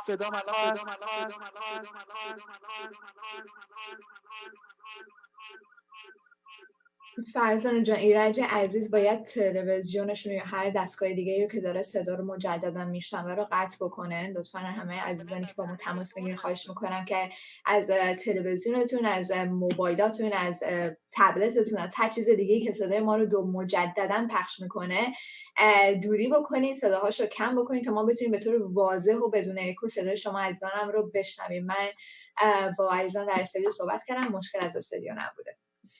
اوکی، پس ازتون خواهش میکنم که ایرج جان هر جایی که هستید فقط از طریق تلفن با ما صحبت کنید. لطفاً از قسمت لپتاپتون یا از قسمت ماهواره تلویزیون هر جایی که هستید فاصله بگیرید. فقط تلفن باشه که صدای شما راحت‌تر بیاد و به صورت اکویی نباشه. اگر که تونستید دوباره با ما تماس بگیرید و مشتاقیم از شما بشنویم. توی این فاصله‌ای که برادر ایرج ما دوباره می‌خوام با ما تماس بگیرن، گروه تیم دعای ما که همیشه به قول من میگم فیتفول برای ما ایستاده، وفادارانه عزیزانمون رو خدمت میکنن، کلیپی رو تهیه کردن که در این هفته برای بچه‌های طلاق دعا کردن. میخوایم که با همدیگه بریم و این کلیپ رو با همدیگه ببینیم و بعد در موردش بیشتر صحبت میکنیم. ای پدر آسمانی، ای خداوند قدوس، رب جلال، شاه شاهان، به حضور مبارک تو آمدم. ای خداوندا با تمامی دل و جانم دعا می کنم برای فرزندان طلاق، برای فرزندانی که قلبشون از این جدایی شکسته است، از اینکه خداوندا در این غم و درد هستن، براشون آرامش میطلبم. ای خدای زنده، ای عیسی مسیح، از تو میطلبم که وارد قلب و زندگی هاشون بشی. ای خداوندم عیسی، از تو میطلبم که دست سوراخ شده‌ات را بر قلب و جان و وجودشان قرار بدی. ای خداوند، لمس کنی قلب‌های زخمی و تشنه‌شون رو. ای خداوندا ایمان دارم که تو عاشقانه دوستشون داری، تو در کنار غمشون هستی. ای خداوند، تو اشک‌هاشون رو در اون تنهایی پاک میکنی. ای خداوندا، و بهشون میگی دخترم، پسرم، من اینجا هستم کنار تو. کافیست که به من اعتماد کنی و در قلبت رو به روی من بگشایی. ای خداوند ملاقاتشون کن. ای خداوندا لمس تو، حضور تو بر اونها بیاید. ای خداوند، خدایا شکرت میکنم برای جلالت، برای قوتت، برای اینکه تو به دعاهای ما جواب میدی. ای خداوند، پس امروز با تمامی جانم نجات و شفا رو برای فرزندان طلاق میطلبم به نام عیسی مسیح. آمین. آمین و آمین. ایرج جان میدونم که برگشتی، میخوایم ازت بشنویم عزیزم. بفرمایید ایرج جان، صدای منو داری؟ الو برادر عزیزم، صدای منو دارید؟ کنم مشکل تکنیکی داریم و مشکل اکو رو بعد حلش کنیم و حلش میکنیم، ولی میخوای ادامه بده چون این مسئله رو بعد درست‌تر شد که میخوایم بشنویم اسم صدای عزیزان رو و شما ادامه بده لطفا. مرسی عزیزم، مرسی. اوکی، ما به قول معروف این ماه بشارت هستش، ماهی هستش که میخوایم شما عزیزان هم در کنار این ماه همکاران ما باشیم. برای همین یک سری بروشورهایی تهیه کردیم، در وبسایت گذاشته شده، در سوشال مدیاها گذاشته شده. از شما عزیزان دعوت میکنم که این بروشورهایی که الان در تصویر میبینید رو حتما دانلود بکنید و اینکه پخشش کنید، چون اطلاعات کلیسای 7 در اونجا نوشته شده، اطلاعات فرکانس در اونجا نوشته شده و شما عزیزان میخوام که این اطلاعات رو پخش کنید تا بتونن با ما در تماس باشن و بتونیم کمک همدیگه باشیم تا در این ماه بشارت خبر خوش رو به عزیزانمون برسونیم. یسرا جانم، میدونم که صدای مردم هستی، میدونم که یک عالمه پیغام از طریق سوشال مدیا رسیده، دوست دارم ازت بشنوم و بدونم که مردم چه چیزهایی امروز برای ما دارن. بفرمایید. خیلی هم عالی، مرسی پرزان جان. من به نوبه خودم قرار فتیز میخوام به تک تک شما عزیزانم سلام بکنم، خسته نباشید بگم. امیدوارم که تا الان وقت خوبی رو داشته باشین. عزیزان خیلی درخواست دعا کردم برای پناهنده ها، عزیزانی که پناهنده بودن، همچنین برای تهران و دماوند درخواستای دعای بسیار زیادی داشتیم به خاطر اینکه شب گذشته در تهران و دماوند و شهرستان‌های دیگه نزدیک زلزله شده بودش و گفته بودن که امکان زلزله مجدد هستش و مردم دچار ترس و وحشت شدن. تقاضای دعا کردن برای آرامش و همچنین عزیزان درخواست دعای نجات کردن برای اکبر، غلام، رضا، حمید و سمیه نازنین و من چند تا کامنت دیگه هم دارم، از این فرصت فرزان جان استفاده میکنم، همه رو میخونم و بعد به شما میسپارم. یه عزیز نازنین دیگه که متاسفانه من اسمشو ندارم برای ما اینطور نوشته: من ایمان آوردم، بعد همسرم و بعد خواهرم رو ایماندار کردم و خواهرم بعد از ایمانش از ایمان آوردنش به عیسی مسیح از خداوند بچه خواست و بعد از 20 سال خداوند بهشون یک دختر رو میده.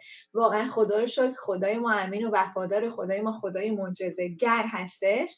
و یک عزیز نازنین دیگه برای ما اینطور نوشتن: سلام خدمت خانواده عزیزم، لطفا برای تهران و شهر دماوند که گفتم دعا بکنین و نوشتن که شما توی برنامه برامون دعا کنید چون احتمال زلزله مجدد هستش و ما دچار ترس و وحشت شدیم. و یک عزیز نازنین دیگه برای ما به نام محمود نوشته که من از ترکیه برای شما پیام میفرستم. 11 سال پیش من و همسرم با شنیدن پیغام انجیل از طریق ماهواره و CD خدا محبت است قلبمون رو به خداوند عیسی مسیح دادیم.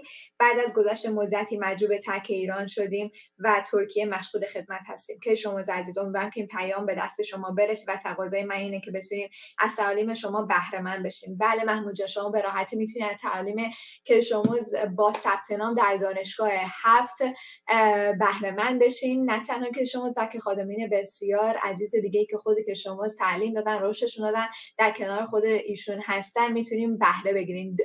آرش عزیز، میخوای یه مقدار بیشتر این دانشگاه رو باز بکنی برای محمود و محمودها؟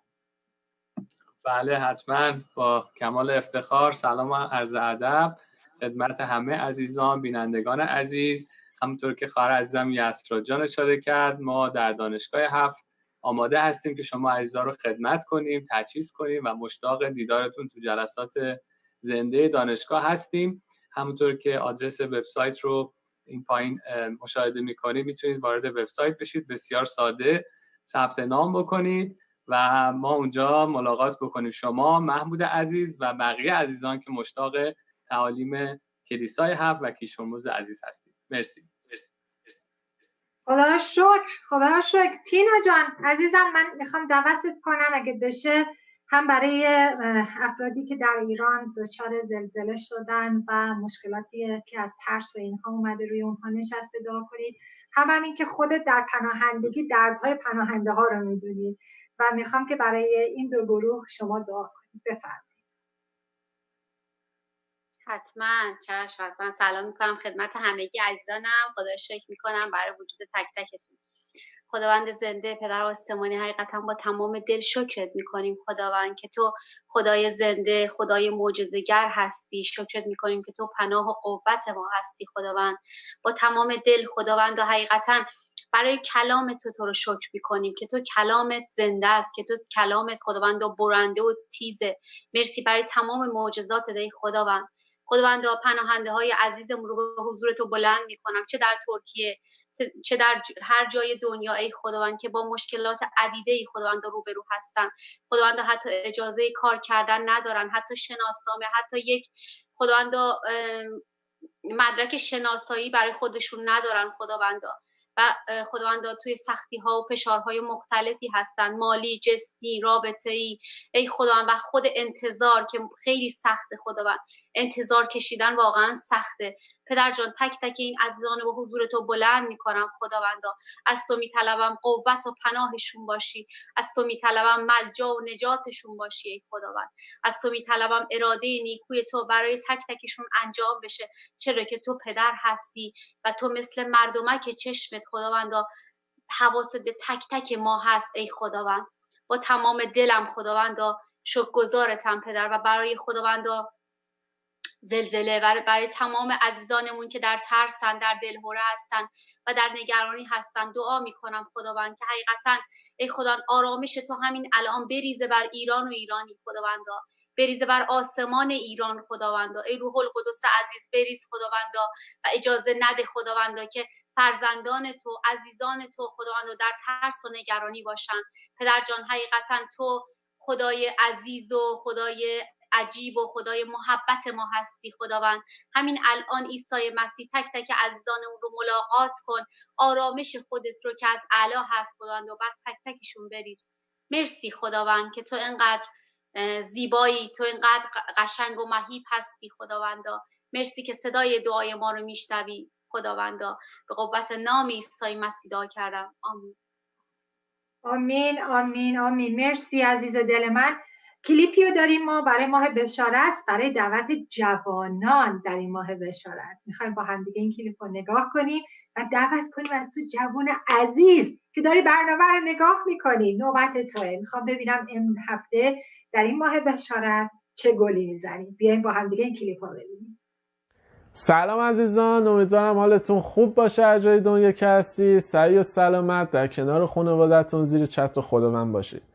پیغامی دارم براتون. این ماه بشارته و الان میخوام از جوونا که شروع بکنم به بشارت دادن، مخصوصا جوونایی که هنوز بشارت به خانواده هاشون ندادن، الان بهترین فرصت شروع بکن از خانواده خودت بشارت رو بده، به پدر، مادر، برادر و خواهر.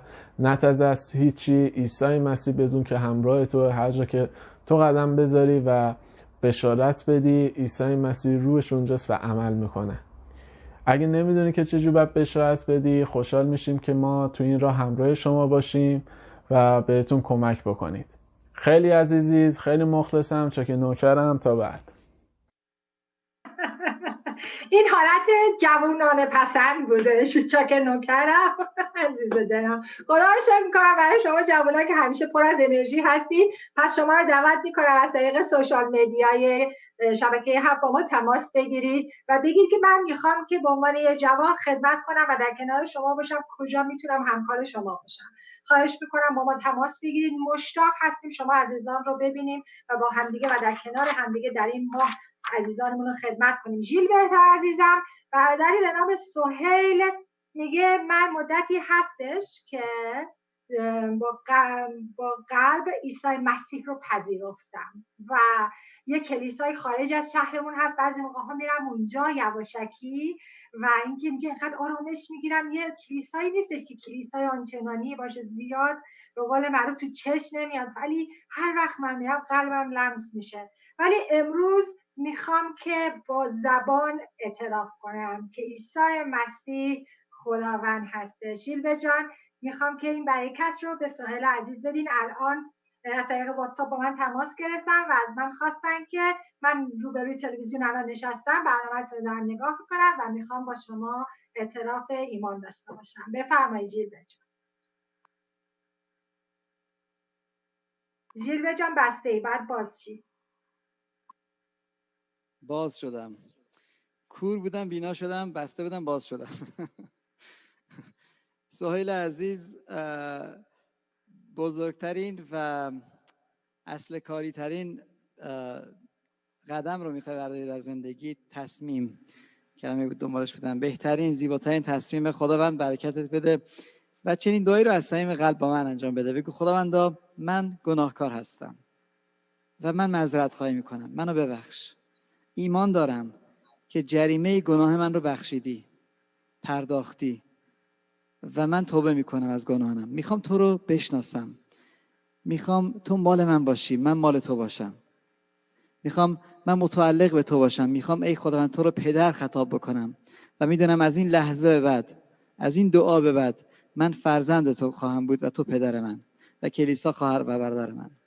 تو رو شکر میکنم برای اینکه من نجات دادی از لعنت گناه، از جهنم نجات یافتم و من متعلق به تو و خانواده تو هستم. تو رو شکر میکنم، کمکم کن که بتونم تو رو بهتر بشناسم و کلام تو رو بخونم و بتونم در این مسیر زندگی با تو قدم بزنم.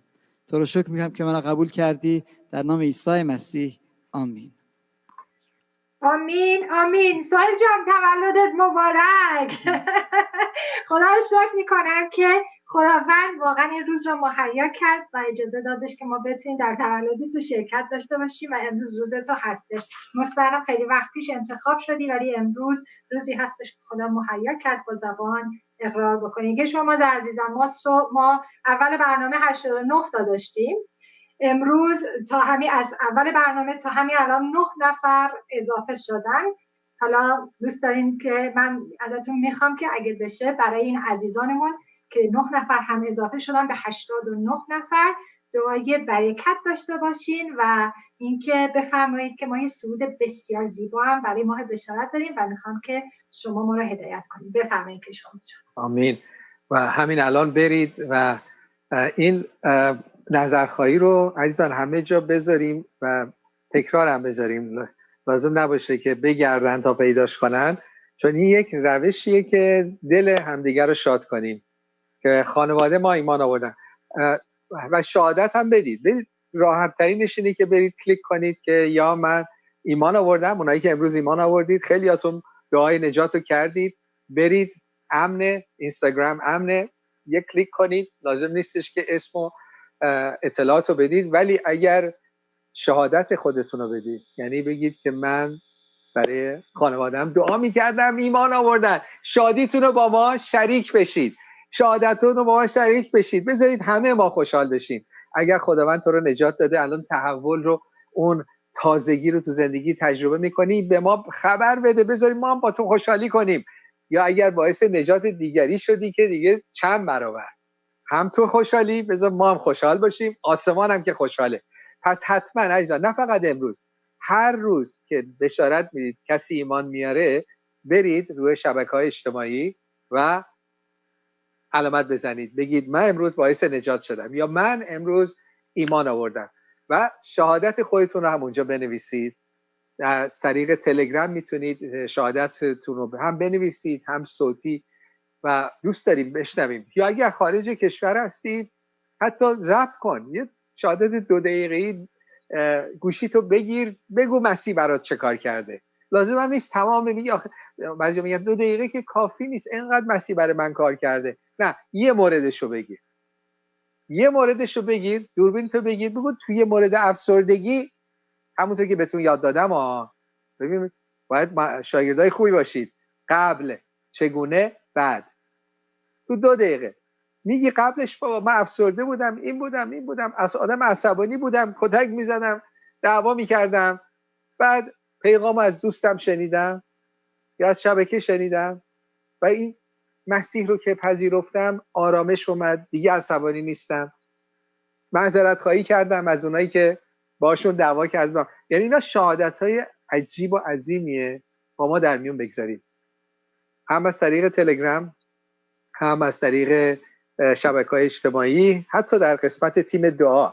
وقتی میگیم تیم دعا، اینا فقط مسئله دعا نیستن، همه جوش آمادن شما رو خدمت کنن، مشورت بدن، تقاضای دعای نجات دارید با شما دعای نجات کنن، سوال دارید، سوال در مورد مسیح دارید، میگید من مسیح رو دوست دارم ولی یه سوال دارم، یه مشکل دارم، حتما تماس بگیرید، اون مشکل شما رو رفع میکنیم، جواب سوالتون رو پیدا میکنیم. مرسی فرزانه جان، بفرمایید. یسرا جانم عزیزم، مثل که مطلبی دارید بفرمایید. آره عزیزم مرسی. جیبه جان عزیزان اول از همه خیلی ازت تشکر کردن، کلی مثل همیشه گفتن دوستت دارن، ما هم دوستت داریم، میدونم شما اونا رو دوست داریم، ما هم دوست داریم. اما یک عزیز نازنین دیگه نوشته بودن که به نام آیدی IQ نوشته بودن که جیبه جان منم با شما همون لحظه که دعای نجات رو میخونی برای سوال عزیز، منم با شما دعای نجات رو خوندم، گفتم، اعلام کردم و عزیز دل تولد شما مبارک باشه، بهتون تبریک میگیم.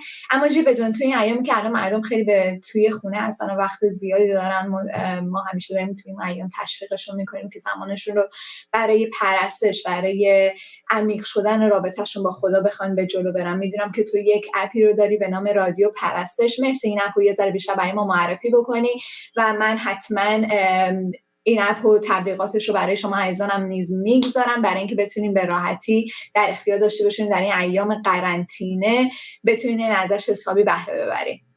مرسی که گفتی. اپی هست به اسم پرستنده، آخرش H نداره، پرستنده و مجانی رایگان هست بدون تبلیغ. الان 560 تا فکر کنم سرود هست که همینجوری پخش میشه و هی داره اضافه میشه و مطمئنم که باعث برکت شما خواهد بود. پس روی اپ استور برید، دانلود بکنید و هر وقت که روشن بکنید خود به خود شروع میکنم. حتی اگه اپ روشن هست، رادیو روشن هست، میتونید برید روی اپ های دیگه‌تون، تکست، ایمیل، هر چیزی که هست، رادیو هنوز پخش میشه. مرسی ژیلبرت جانم، خدا شکر که همیشه باعث برکت هستی در هر قسمتی. از شما عزیزانم دعوت میکنم اگر سوال خاصی در مورد این اپ داشتید یا نتونستید پیدا کنید، خواهش میکنم به ما خبر بدید تا کمک شما باشیم تا بتونید دسترسی به اپ پیدا بکنید. تینا جان، من میدونم که خواهر عزیزی دعای نجات رو وقتی انجام میدادن چقدر، چون من وقتی عکساشون رو میدیدم، صداشون رو میشنیدم، چطور قلبش داشت میزد. میدونم سالیان سال خانواده داشتن براش دعا میکردن و اینکه با دیدن برنامه چطور خداوند لمسش کرد، مسح خداوند براش جاری شد. میخوام داستان ایمانی خواهر عزیزم رو که هفته پیش بود برای ما تعریف بکنید تا یه شهادتی باشه در این ماه بشارت که دیگران هم بتونن برکت بگیرن. بفرمایید. مرسی، خدا شکر میکنم واقعا برای همه عزیزان دلمون که اینطوری با ما همراه هستن و کیشورموز جان خیلی از عزیزان هستن که هر هفته گزارش میدن که مثلا این هفته چی کار کردیم، این هفته بشارت دادیم، اینجوری شد و برای ما میفرستن که به شما بدیمشون گزارشایی که انجام میدن. و یه چیزی که خیلی، یه شهادتی که خب تعداد شهادت‌ها خدا رو شکر خیلی زیاده، ولی همونطور که فرزان جان گفت من خودم قلبم با این شهادت خیلی خیلی لمس شد. میخوام از رو نوشته خودش بخونم که دقیقاً حسش رو بتونم انتقال بدم. خواهر سایه عزیزمون این شهادت رو دادن. سلام به همه عزیزان تیم دعا و کلیسای 7. خواستم شهادت بدم در این هفته اول بشارت که بودیم حدود 14 ساله که ایماندار هستم و توی این مدت هر کاری میکردم و هر روشی به سبک خودم انجام میدادم که خواهرم هانیه قلبش رو به مسیح خداوند بده، ولی نمیشد و همش مقاومت میکرد و میگفت نمیتونم بپذیرم، که حتی طوری شده بود چندین سال با من قطع رابطه کرده بود و بعد از مدتی دوباره با من رابطه برقرار کرد، اونم به خاطر اینکه از همسرش جدا شده بود و تنها با پسرش زندگی میکرد. تا اینکه کیشورموز عزیز گفتن این ماه بشارت هست و بیاین در دعا و روزه بایستیم برای خانواده ها، دوستان و فامیل ها که قلبشون لمس بشه و نجات رو دریافت کنن. من هم یک لیست آماده کردم، روش اسم همه رو نوشتم و برای همه دعا کردم. هفته قبل که اولین هفته بشارت بود، خواهرم رو به خونمون دعوت کردم و وقتی برنامه کلیسا 7 شروع شد، خواهرم ناخودآگاه نشست پای برنامه و وقتی که کیشورموز عزیزم داشتن در مورد نجات میگفتن و دعای نجات رو میخوندن، خدا رو شکر خواهرم همون لحظه دعای نجات رو خوند و کلی گریه کرد و کامل قلبش لمس شد و خیلی خوشحال بود. من هم خیلی شاد شدم و شکرگزاری کردم. خواستم بگم عزیزان با تمام دل و جانتان برای خانواده هاتون در این ماه بشارت که خداوند قرار داده در دعا باشیم. ایمان دارم تک به تک نجات رو دریافت میکنن. در حفاظت خداوند باشیم. اینو خواهر سایه عزیزمون برامون نوشتن، شهادتی که حقیقتا خودم خیلی بنا شدم و خیلی تشویق شدم که باز هم در دعا بایستم برای تمام خانواده، اقوام و تمام قوم ایران. عزیز هستید. مرسی تینا جانم، ممنون هستم. بسیار بسیار بسیار پربرکت و باعث شادی شد که شما جان آخر برنامه هستیم، تایممون داره تمام میشه. میخوام که این آخر برنامه رو به دست شما بدم که هم برکتی رو برای عزیزانمون باشه و همین که یک سرود بسیار عالی داریم و میخوام شما اون سرود ماه بشارت رو معرفی کنید و با هم دیگه فکر میکنم بخونید تا دیگران بدونن که اوکی این سرود چیه. میخوام سورپرایزش از طرف شما باشه برای دیگران. بفرمایید. بله، خدا رو شکر. هر ماهی که این کار رو داریم میکنیم، ماهای بعدم ما داریم، ماه بعد شاگردی مسیح هستش و یک سرود رو دانیال عزیز برای ما نوشتن و خوندن. من گفتم این سرود تم این ماه ماست، پس هر باری که تو جلسه داریم اینو با هم با شادی میخونیم و با هم یکی میشیم. این سرود باعث میشه که با هم و با خداوند همدل بشیم. حتما با ما در تماس باشید. یادتون نره که در شبکه‌های اجتماعی با ما در تماس باشید و علامت بزنید اگر باعث نجات شدید. این هفته باید باعث نجات بشید. این هفته وقتی شهادتتون رو میدید مردم ایمان خواهند آورد. ایمان داشته باشید، چون من میکنم نه شما، بلکه خداوند میکنه و خداوند از اون استفاده میکنه. پس این هفته نجات ها خواهد بود. با ما در تماس باشید.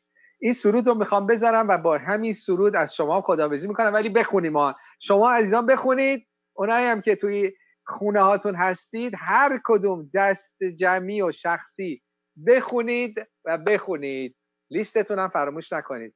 قدم اول لیست، اسم افراد رو بنویس، دعا بکن، روزه بگیر و شهادت تو باشون در میون بگذار. سرود رو میشنویم. اسم سرود چیه؟ من اینجا ندیدمش. اسم انتخاب کردش دانیال؟ مال بشارت هستش دیگه، سرود بشارتی. آره، حالا بعد یه عنوانم روش میذاریم. عنوانش رو شما انتخاب کنید. اول بخونیم، بعد بگید اسم این سرود رو چی بذاریم. برای ما بنویسید، بگید اسم این سرود رو من این میذارم.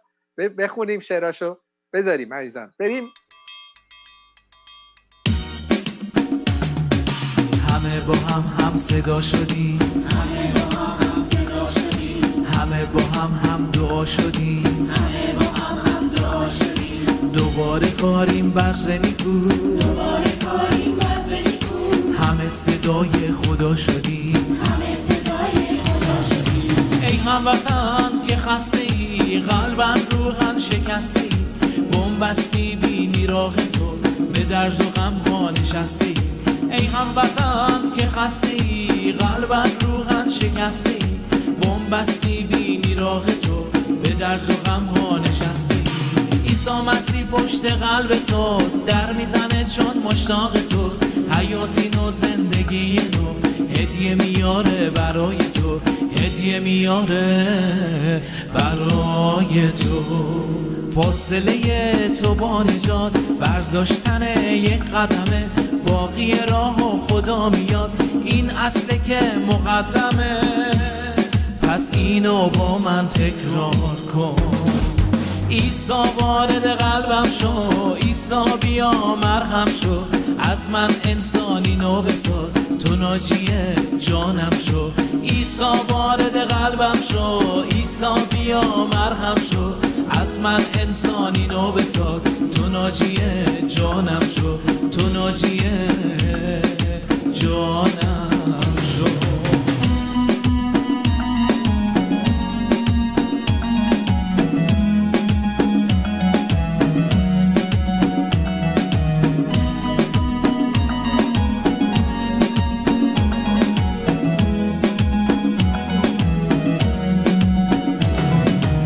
هموطن که خستی، قلبن روحن شکستی، بنبست می‌بینی راه تو، به درد و غم ها نشستی.